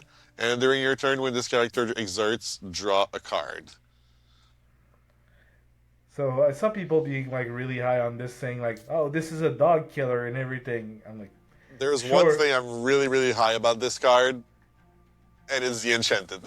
It's not the card itself. Oh yeah, you like the artwork. I see some people not liking it too much, but I do like it myself too. We're gonna get in a second Um, into the Enchanted, so yeah. I'm reserving it for that. But I don't think it's a bad rate since you can shift it for free. You have a good Diablo playable in core right now. The steel one from Wilds Unknown. Yep. You have And we have a second one that is not as great, but that is available that in this one. set. in And, steel, and you, right? and you have the Maleficent, so you have like plenty of shift targets, and if you're late enough in the game to have them shift like for free, cool. And also it's gonna draw a lot of cards. Like it says when it exerts, so it's basically like the dash and Violet, whenever the quest or the challenge. Challenge. So. Well, this one can also sing to draw a card. Yep, exactly.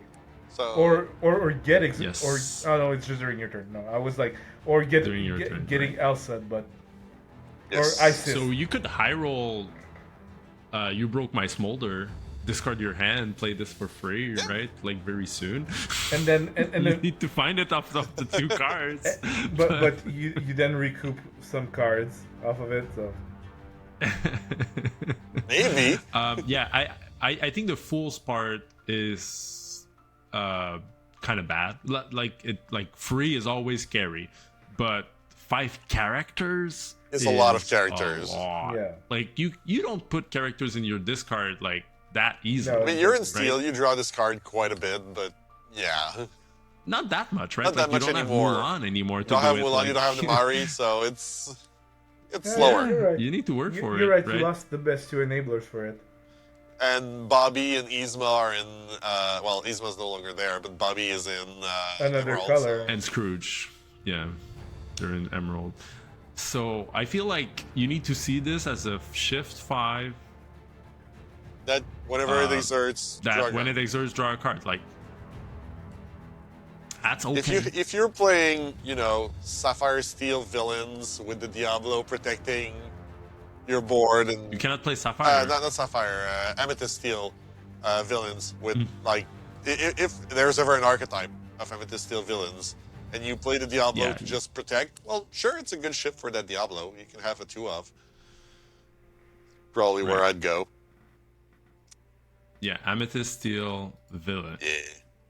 Look it up. Look it up. Try it. Legit, I tell you. Invest. Petrify. Exert chosen opposing character for 1 uninkable. I think this is the best rate we've seen for that card. The thing is, It is. it's uninkable. So, like, I'm torn on it because I think we also had a 1 cost that chosen opponent exerts a character of their choice. yeah. And it serves very different purposes. Like, this will not I deal mean, with a war character, but will let you choose whatever you want. Yeah, the other thing was bad. Most of the time they had a Tipo laying around. They're like, yeah, I'm gonna type my Tipo. What do you want? Whatever. Yeah, the strike. I don't remember what, like, the thing from Swooping strike? swooping strike. Comes in. I don't know. This should be good. I don't know if it is, but it just reads like it should. It's so cheap. At the rate, like, there's no reason not to like it. People play ISIS just for the exert on 4, so Right? It's also a 4/4 body, Well, so it's also. That's but the it thing. costs It's 4. attached to a body, so you don't feel like you're losing a card. Where this, you need to have a favorable trade that they don't take back, because then you kind of didn't really gain an advantage, right? Because you've lost a card doing so. yeah. Depending, like, what the deck is, if you have something that has a great unbanish effect or stuff like that, maybe you can garner some advantage out of it. I don't know. We shall see. It's But I wouldn't be interesting. It's surprised interesting. if we see some of it in core play, and like on the weekend that's coming up, on the weekend of release, you're gonna see a million copies of that card in your limited pools. Like, Oh yeah. this is gonna be everywhere. Mm-hmm. It's a common. Yep. Right. So expect it. The one and only 3-cost inkable action that says choose a character, banish all other characters with the same name as that character. Would that have been amazing in the Blurple mirrors of last set naming Hades? Right. Because you can choose Yeah, your own. you can choose and your then own and banish all the others. So Also, this in a set where there's a lot of cards that have 2 names on it, right, Yep. is making sense. Like, that's why it was designed here, I think. And also, while you're touching on it, same as with Shift, a character with 2 names and an ampersand in the middle is counted as both and either at the same time. So a Woody and Buzz Lightyear is a Woody, a Buzz Lightyear, and a Woody and Buzz Lightyear. So if you choose, well, you couldn't choose that one with one and only, but if you choose a character with 2 names, you banish literally everything else. all of those names that. except for that one. Yeah. So if they have like 2 Woodies and 2 Buzz and a Woody and Buzz, you target the Woody and Buzz and this banish all the others. And then you're left with That's a 7 kind of drop. the dream scenario. You still need to deal with that 7 drop. So I was not really like interested in that card at all when it was first revealed. I had some people like give me some good arguments for it. I still think it's not great. It's too easy to play around, right? Like, once this is played and known, you're like, all right, I'm just gonna ink my character that is the same name as that one and play the other. Like, Lorcana has so much flexibility over like what it can do in its turn that, like, once you get to know that they have one and only, like, why would you play like towards that? Also, right? it costs 3. 3 seems like a lot. You're like taking off 3 ink. Like, you're not gonna take your turn 3. Like, I don't think you're ever gonna play that on 3. But No, you're Not anymore. I could make you an argument pre-rotation for naming Lady or naming Tramp, either or. But you were not in the right colors for that. That's the thing. You kind of need to play the card yourself, because if not, like, you need to name one and you need to have another one. That's And why then Tramp you was only okay, banish because one, you yeah, could but target the 2-drop and remove like the 7-drops. yeah, and if they have like 4/7 drops, then it Yeah. would be bonkers. But Kind It's of, it's not great, don't get me wrong, but kind of in Christmas decks vibe. that play a lot of, well, there's decks that want to play a lot of cards with similar name, like we're seeing in toys. yeah, where, like the Mickey and Minnie Yeah. deck, right? Yeah. You could punish You're me for 1-drop mini. Okay, cool. you can punish my my incredible deck, but even there it's not like that great. So If we remove all the violets, it leaves you with a bad dash. sure. But no, it remains to be seen. But I like the concept. It's an interesting concept. Yeah. It's a good counterpart to what was the Jafar Ember card that brought back all the cards. Blast from your past. The Blast from your past that brought back all the cards with a name in your hand. Yeah. Right. Maybe we have tokens one day, Yeah. and that's why they've put that card. Man, if we had tokens, that would be. Yeah. Another 1-cost item. So 1-cost inkable broken pod. You can have a renewal process. So you exert, pay 1, and you put a card from chosen player's discard on the bottom of their deck. Really good to break the Sully loops. Really good to break some of those Olaf loops or Circle of Life or and like Horn King. Zombie Lilo and Not anymore. Infinity. But in Infinity, like yeah. Max Goof, Goof, right? yep. Retrieving like strength all over and over again and stuff like that, right? Like there's a lot of discard stuff to at least know that this exists as a solution, but I'm not saying this is a great card. No, exactly. But there's a case to be made about the card having its space in certain decks, or in a certain shape of meta. Let's put it that way. Right. Yeah. Source from the Vine will bring the 5 favorite words of every Magic player into Lorcana. Do you pay the So one? whenever an Do you opposing pay the character one? quests, you gain 1 lore unless their player pays 1 lore. Do you pay the one? No, I don't. Because I'm not Do you intending pay to the one? quest. No, I'm not. Because we're in a 5-player games and I'm not. I let the others do. So, Source of the Vine is a 4-cost uninkable item that whenever an opposing character quests, you gain 1 lore unless that player pays 1 ink, and then you can exert it, pay 2 to gain 1 lore yourself. So this is going to be really annoying if you're racing against an aggro deck, because now whenever they quest, they need to pay, and they usually don't have a lot of ink, so you're keeping up with the race while removing their stuff. It's high cost, I'll say that. 4-cost uninkable Very is like, gimmicky. there's definitely a high cost of putting that in your deck. I like where they're That's the going issue. with it, though. I like the idea behind it. The Do You Pay the One is going to be annoying as heck if someone plays it. Oh, I want to put this in the deck in League because I have a friend. She has the Do You Pay the One button, like the actual like physical Yeah. Do You Pay the One button, and I'm just gonna Do you pay the one? Do you pay the one? Do you pay the one? They're going to be like, no, I play Mulan. Uh oh. But, like, cool. Break the vine. Yeah, is that it? Like, is Mulan the hero? Is that what? She's a Vineling. She's a Vineling, so that. Yeah, why is she dealing with the source of the vine? All right. And we've... I mean, Go ahead. Just to talk about that card. Yeah, I think it's just very hard on the deck building. Yeah. Right. Like if you draw it in multiples, you're gonna feel bad because like what decks lets you play 4 costs on That Inkable? do nothing. Do nothing.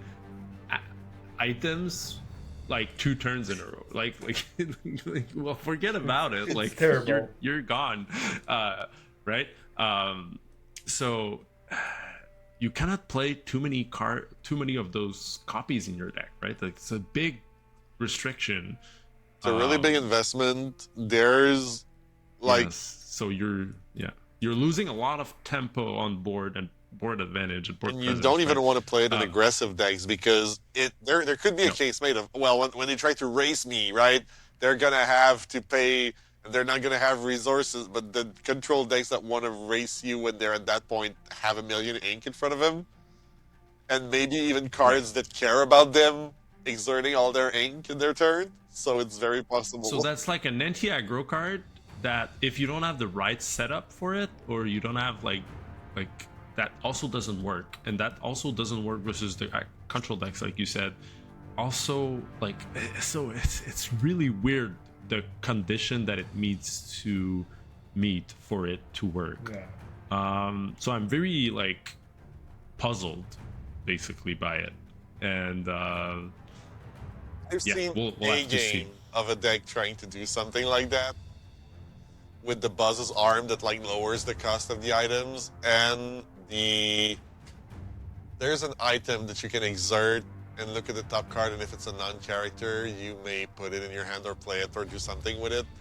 So like it had almost all non-character cards with Buzz's arms and Divine and just gaining lore and basically just hoping you don't have enough to pay the multiple ones and give them free lore. It was memey as heck, like, but it almost Right. beat an That's what actual I feel deck. it's like. So, keyword almost.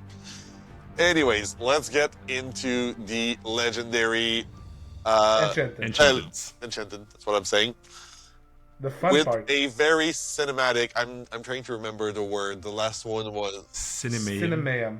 Cinemayum, exactly, the Cinemayum style. I'm tempted to say it might be the best batch of Enchanted we've had so far. Mm. They're very divisive. I've heard They're very people, divisive. I heard people saying they hate them.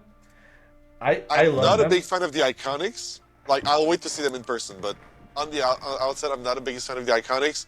But the Enchanteds, I think, like the Madrigal one, I'd be about it, but the other ones, I almost all find them incredible. So, Speaking of seeing the iconics, have we seen any content creators open one Nope. of them? not yet. That's crazy. No Not a seeded lot- box this time? Not a lot of boxes have been open, to be fair. That's I true. haven't seen. I've seen them open a lot more pre-release kits than boxes so far. So I mean, yeah, okay. let's start this like Mike. by this Mike Wazowski. Looks amazing. I think the door is supposed to be all like silver, right? Yeah. Foiling, which means that it will look like a mirror. Ooh. So I'm very okay, intrigued yeah. at how that could look like, right? Because you can see on Mike Wazowski's letters, it's all silver, right. whereas before we had like gold. Now you can see around his eye. Yeah, there's silver like lining as also well. movements in silver, right? Like so. Oh, so that might be pretty cool. I like that he's I think falling it from the could vine on be- the top. Like, this is Yes. pure art review. So we've talked about the cards before. If you don't care about art review, thank you for joining in. Like and subscribe. But this is like we're doing art review here. We love doing this every time around, Yes. so we're gonna have fun. It's the bloopers. It's the bloopers part. Yeah. So that's Mike. Then there's Pocahontas and Miko in a really, I want to say 90s style poster. Well, it's very Yes. fitting for the movie, right? Yes. Yeah, and it's also super clean. Another thing I wanted to say is that the inkwell symbol is embossed Ooh. in these enchanted. Nice. Or is it only in the... I think it's the Iconics. Yes. Only in the iconic? No, I think it's in the enchanted as well, because I haven't seen iconics. Yeah. Yes. I can concur. Some Garrick opened the violet and dash, and the ink symbol was Okay, wow. so now they're doing it on Enchanted too, because I know that there was like kind of a raised like on the legend raised like, varnish. raised finish on the legendaries. I've seen a buzz open in front of me in Indie, and it was like all raised. All the green parts were raised. Also, I have to say, this card is going to give PTSD to the people who don't like Willow. She's looming over there, just... I'm still here, guys. Yeah. Do you want to know what decks plays this card? I'll tell you what colors play this card. Love it. The Buzz, Love the it. Woody and Buzz Lightyear. I'm not so sure about the front one. The front Woody's like cartoon style face, but the overall feeling of the card is just amazing. It's gotta be one of the top ones, like It's Toy Story, so of course it's gonna be one of the main chases. Yeah, very cool. So that's a good one. I expect the trails from the shooting stars to be all silvers. All sparkly and stuff. all sparkling. The laser from Buzz seems to be as well. Like it's gonna be a really cool one. Yes. Sully and Boo. I love how they encased it in the door frame. You know, I'm not sure how I feel about it. To be fair, I like it. I like it. It's very conceptual too. I like the idea, but for cards that are all completely full art frameless, giving them back a frame feels a bit restrictive. Yeah, that's true. Like I would have done that art for like an epic of it, or like even the regular. Like they often come out of the frame in the regular ones. I would have made the regular legendary like this. Sure. But in the Enchanted, I'm gonna be fully happy if I open it. I love the art on it. I love it's a really, really cool one. I love that Celia is on this art. It's the only time we see her. There's a Celia card. Okay, I missed it. Yeah, but she's another one of the like everyone draws kind of shindig. I like the fur of Sully's being all colors. Like it's very dramatic. And the Boo being like boo. I love it. Yeah, adorable. But I'll wait to see it in person because maybe the foiling and everything will make the frame really pop off.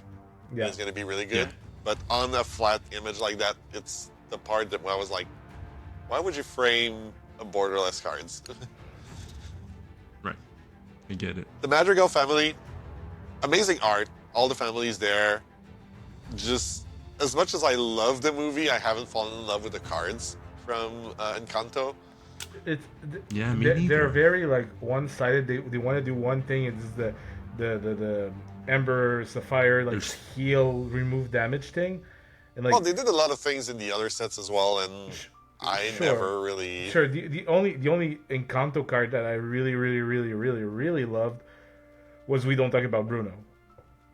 Yeah, because the card was just good, but the other card is just like the epitome of like gimmicky. But on the other side, I know I don't personally know, but I've seen online that a lot of people go for the full Madrigal Enchanted sets and the full Madrigal set. Like, people love the Madrigals, and I can blame them. That one like works. They're going to be really happy with that card. It's gorgeous.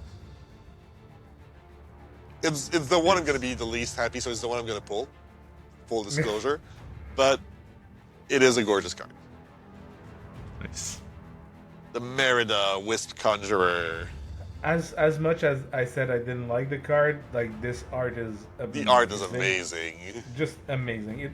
It's very Lorcana, like that like high fantasy-ish mixed in with Disney and everything. Like I just love it. And Eleanor's only there as a bear, so yeah, we don't get to see her. No PTSD there for anyone. We're good. Yeah. it's a purple card, that's why. But it's not inkable. Anyways. Aladdin and Genie, we haven't talked about the card itself because it's okay at best.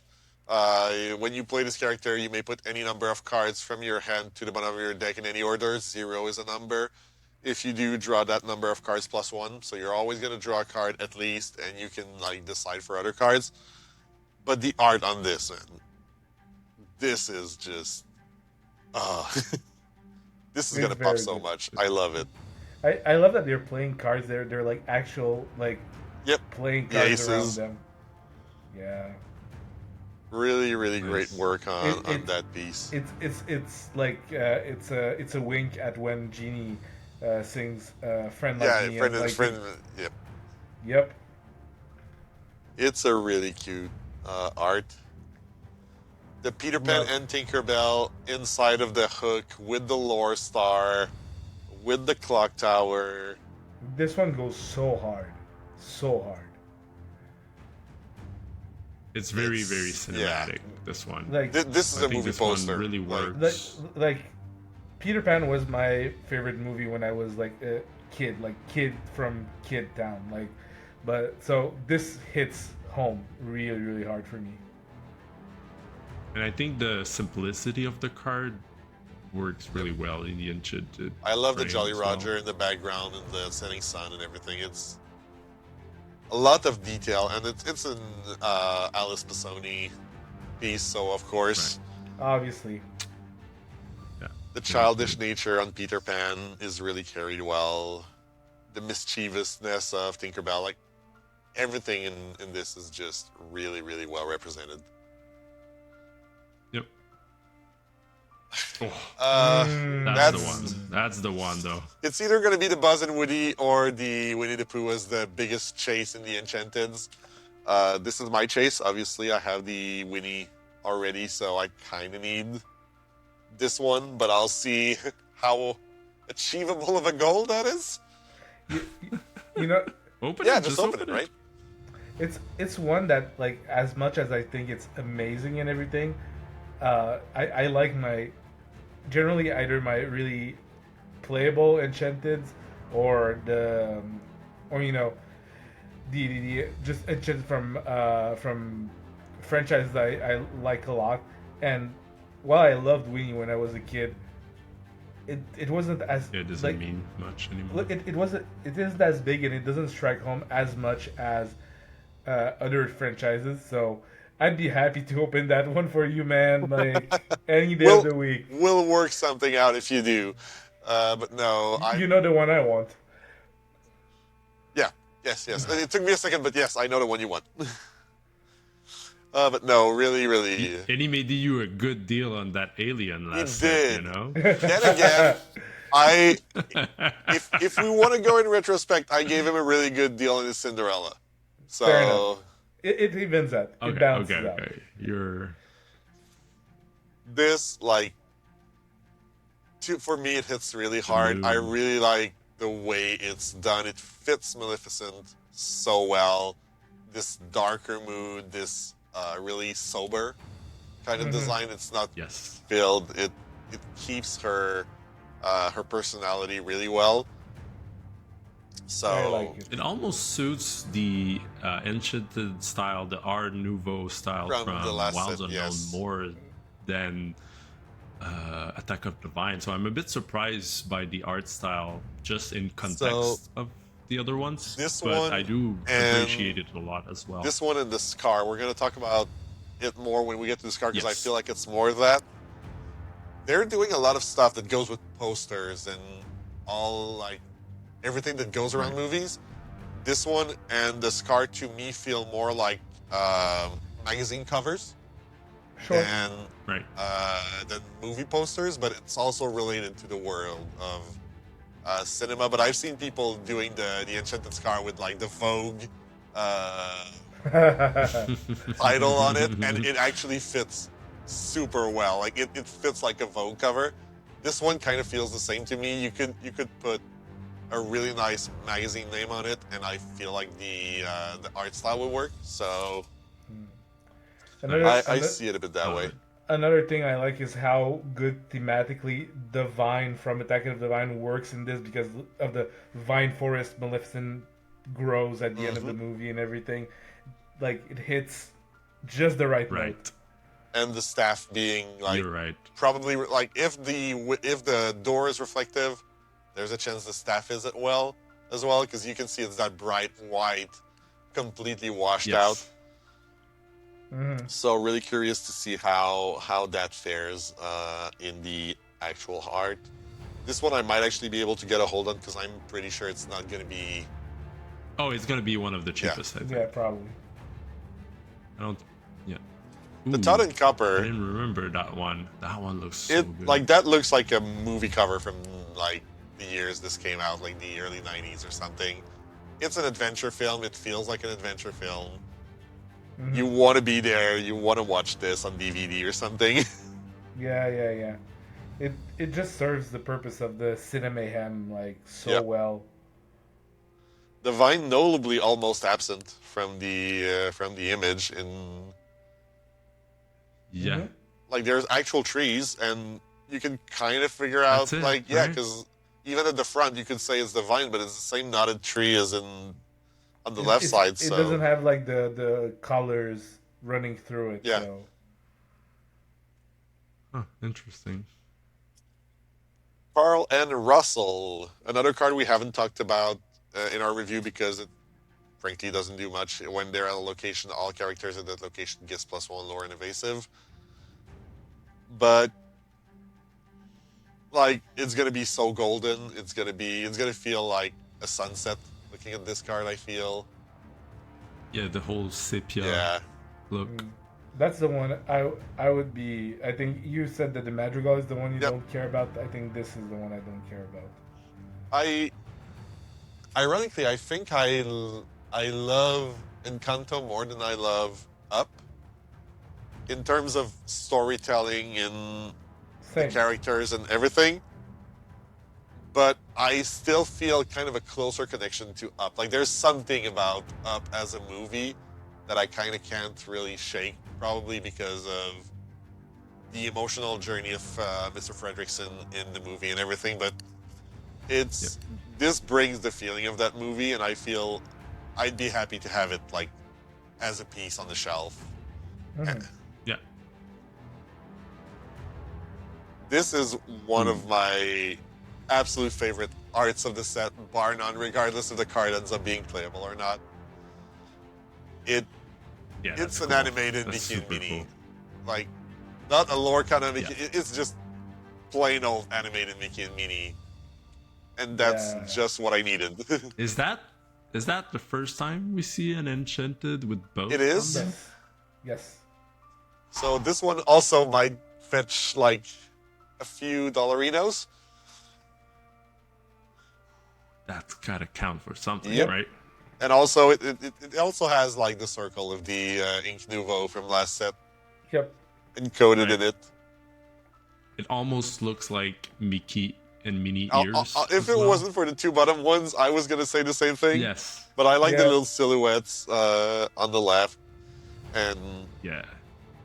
no, it's a great art. Like Yeah, very good. I like the little vinelings just hanging in the.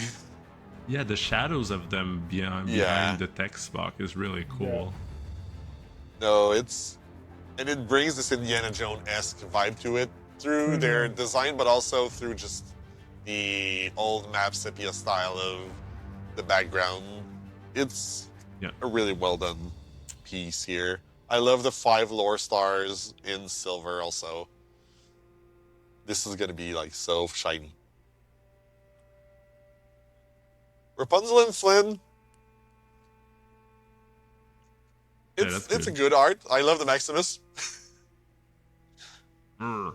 It- I like the pan, the silver pan, Where?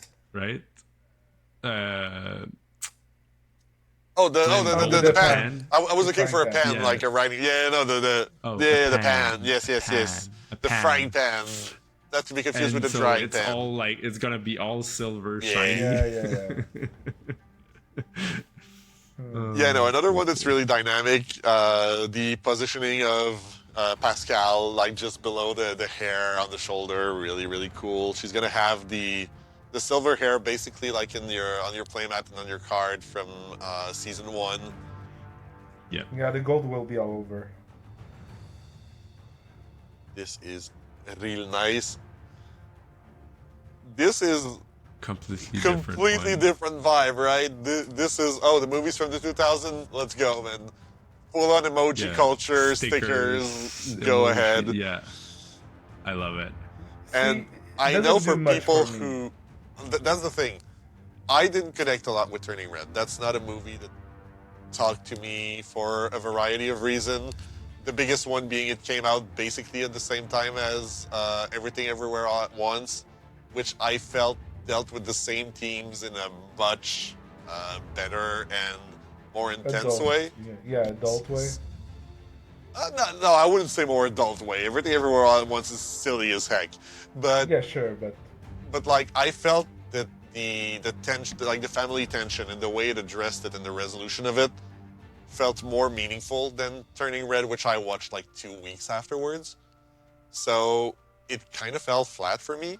But I feel that for the people who vibed with this movie, who grew up on Backstreet Boys and NSYNC, and like really connect with that vibe of 90s, early 2000s, and stuff like that, this card is going to connect with them big time. And I feel it's a huge win in terms of design. I agree. Yeah. Like, it's not for me, but I love what they did with it regardless. So I'm really happy to see this card. This is your card. yeah, no, So that's one I gloat. Go ahead, talk about it. that's one I want. It's just like very, very incredible coded. Like I just acquired. Like I think I have it here on my desk. Like I have like the Mrs. Incredible to go with Yeah, my I Mr. heard about Incredible. that yesterday. Yeah, so I got that one to go with the other one. So I'm already ready for the deck to be good. I'm like fully invested in it being good. So yeah, no, I love that one. I love the detail. I love how well it represents the colors it's in. Like the color coding is just amazing. And one thing in it that I'm not sure if I'm a really huge fan of, or I don't want to say disappointed by, but or a little bit is that if you look at the top, it's literally the 3 cards in their normal arts. And it's either something that you're going to find genius or something that's going to be like, okay. I like it, but It can be seen as scenes from the movie, right? It can be like moments from the movie, and it I works think it's really well. clever. I think it's clever. Yeah, as I said, it's going to be either or. I'm not sure where I stand on it as of this moment. Like, I know it's there. I'm kind of conflicted about it. But Fine, open one for me and yeah, we're exactly. clear. We'll trade it. I'll be happy to. And I then think there's that's the last the one. Darkwing and Launchpad, St. Canard's finest. 5/7, shift 5 war. During your turn, when it banishes another character in a challenge into a lore, that's about as steel as it is, and the ward for Sapphire. It's just like a bigger Robin. It's just another Yeah. shade of Robin Hood, if you ask me. But also, I'll make a comment on it. Like they really went all out with like the Darkwing Duck with the Scrooge, like what's the name, Ducktail, like all the duck people kind of thing. It goes like really hard within Lorcana. I was made aware of that the other day. Someone that's not such a big fan of like all the duck people. It's not the duck people. They went hard on the Saturday morning cartoons block. So you have the Rescue Rangers, you have Darkwing Duck, you have It just so happens that DuckTales. more of them are duck people than like chipmunks. It's because two of them were with Launchpad and were with the duck people, but like you have Tailspin, that's characters from Jungle Book and Kid Cloud Kicker Sure. and stuff like that. Sure. So this is all the same block. I get some people being like, oh, those two are basically the same. Okay, I guess. Like, but it's not that they focused on like the dark people. It's that they took the whole Saturday morning cartoon blog that marked the 80s. I was just like noting it as a fun thing. Yeah. I don't mind Darkwing. I don't mind DuckTales. But to this art in particular, it's very comic book-esque. It fits the style really well. I really like the bridge. Yeah. Like it gives me this Batman Yes. like superhero Yeah, vibe, definitely. right? And the Thunderquack in the background. Yeah. I think we have That two more leaves cards. us only with 2 cards. Yes. Oh no, Oh no, three. no, Sorry, No. forget this Three. guy. we forget the Vogue card. So yeah, you take this, Vogue. you slap Vogue at the top, and it just works. I'm in the camp of people not liking it because like there's a lot of people saying that this is the worst Enchanted bar none ever. Like they don't like the art style of it. But Again, but I feel like it's meant to be like a magazine cover, mhm. and in that, like his smolder works really well. His hairstyle, like he looks like he's been styled for it. I kind of like it. I like the hyenas at the bottom, like hiding in the text. If you could see them. Yeah, if you could see them. But no, and he's like part of the night sky at the same time. So I'll wait. I'll hold judgment until I see it. But I like the idea of it. Probably the other thing I don't like is you maybe coming back to your frame comment. Uh, I thought the door was clever, but now that kind of like half circle and yeah, like Yeah. like beige-ish. the frame. beige frame. I agree is. Yeah. So I'm curious to see what the design was there. But anyways, Yeah, that was one that is I think was hard to pinpoint, and it kind of missed a little. yeah. Mhm. I would have Okay. loved to see more of the Pride Rock at the bottom and the hyenas for sure. Yeah. Right. Okay. Now So that we get leaves to us the with only two big- cards. The big boys. Yeah. So Lilo and Stitch, fun-loving friends, iconic. Love it so much. Love it so much. Some people told me like, oh, I feel it's a bit charged. I'm like, no, it's just the right amount. Like you see Jumba, you see like I them find on it the less charged than the Beauty and the Beast one. I would have liked to see it have a little bit more color to it. Like I know they're going for a vibe of like sun. What's the word? sunset. No, not sunset. When you leave something too long in the sun, like it kind of loses a bit of its color. Sun-dried. Sunburn. Oh, Sun-dried, sunburned, Right. sun-bleached. Yeah, something like that. Some bleach, I guess, is probably what I'm looking for. So, like, the colors are a bit less vibrant. You have this yellow shade that's not really sepia, just a little bit less intense of the colors. Mm-hmm. I love the action in it, but yeah, I would have loved to see it like pop in full bright Stitch colors and everything. Like, it's a movie that's bright. It's a movie that's about Hawaii. I would have loved to see that. Okay, represented. somebody opened it yesterday. Really? Nice. I found a picture of it. All right. Do we have? Well, I'm gonna share it. go ahead.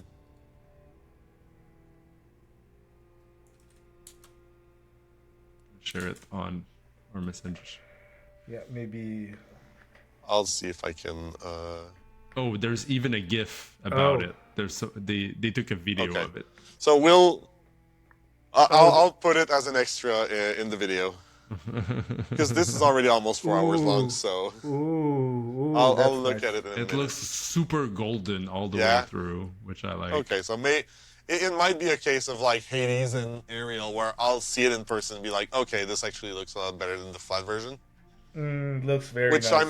I'm now a lot open to admitting because a lot of the iconics so far, I've looked at the flat version and be like, okay, it's cute, it's pretty, but I'm not vibing. And then I see him in person, I'm like, okay, wow, this is a card. So I'm Right. open to this being I the mean- case as well here. And for me, Buzz was the epiphany, like of I haven't card seen it in person, but illustration yes, design. I'm sure. Oh, it was. I will. it's so crazy. I'm pretty sure I won't ever find a card more beautiful It's than Buzz. crazy. And I hate myself for not trusting my instinct and buying it day one because I wanted to. I was like, all right, that's too expensive. Come on. And Come on now, and then $1,500. it What are popped you? off. What are you gonna be like? Yeah, I should have because I knew it was a hit. But And then there's a second one, the Belt and this Beast. one I like much So better. you know what to do if you open one, right? You call your friend Drew.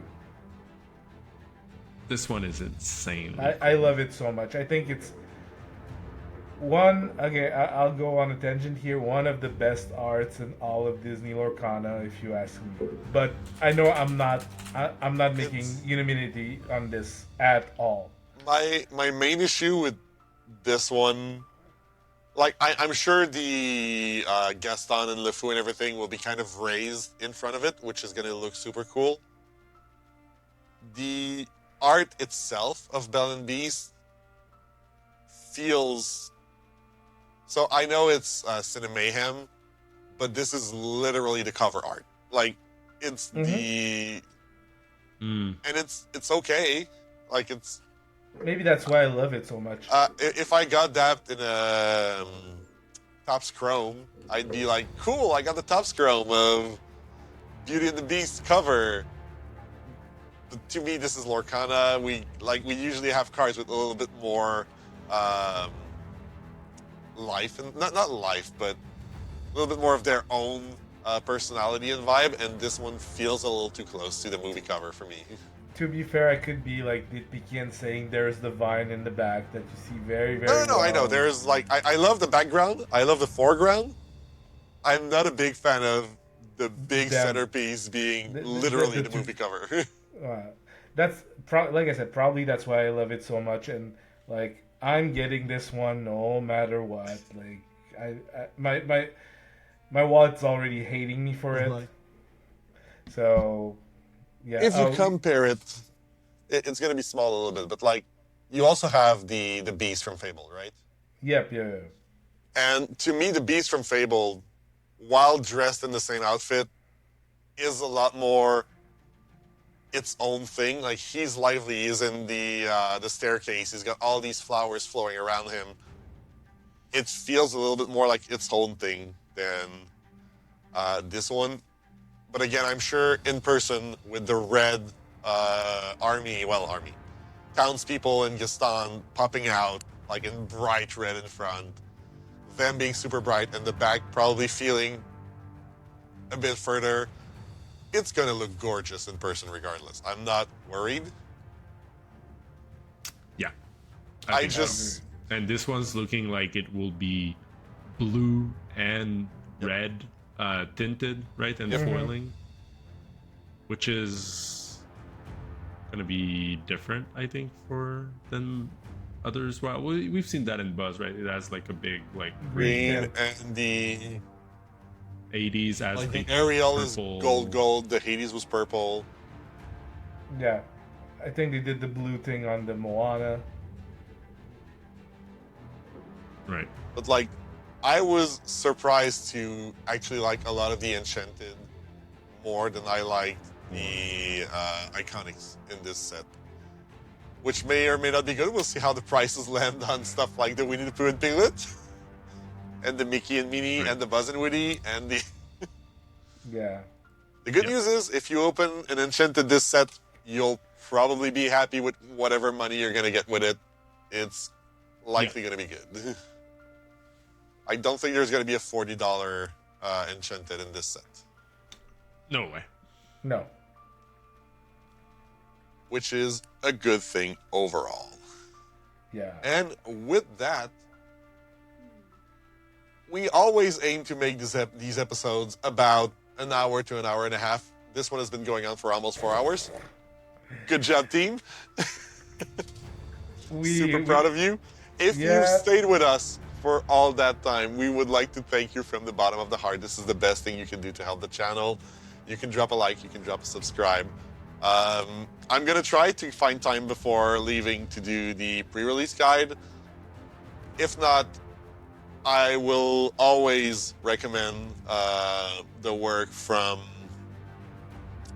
I'm blanking the Matt Drafter Yep. on this stuff. It's a lot more in depth. He goes over the curve, play by play, and everything.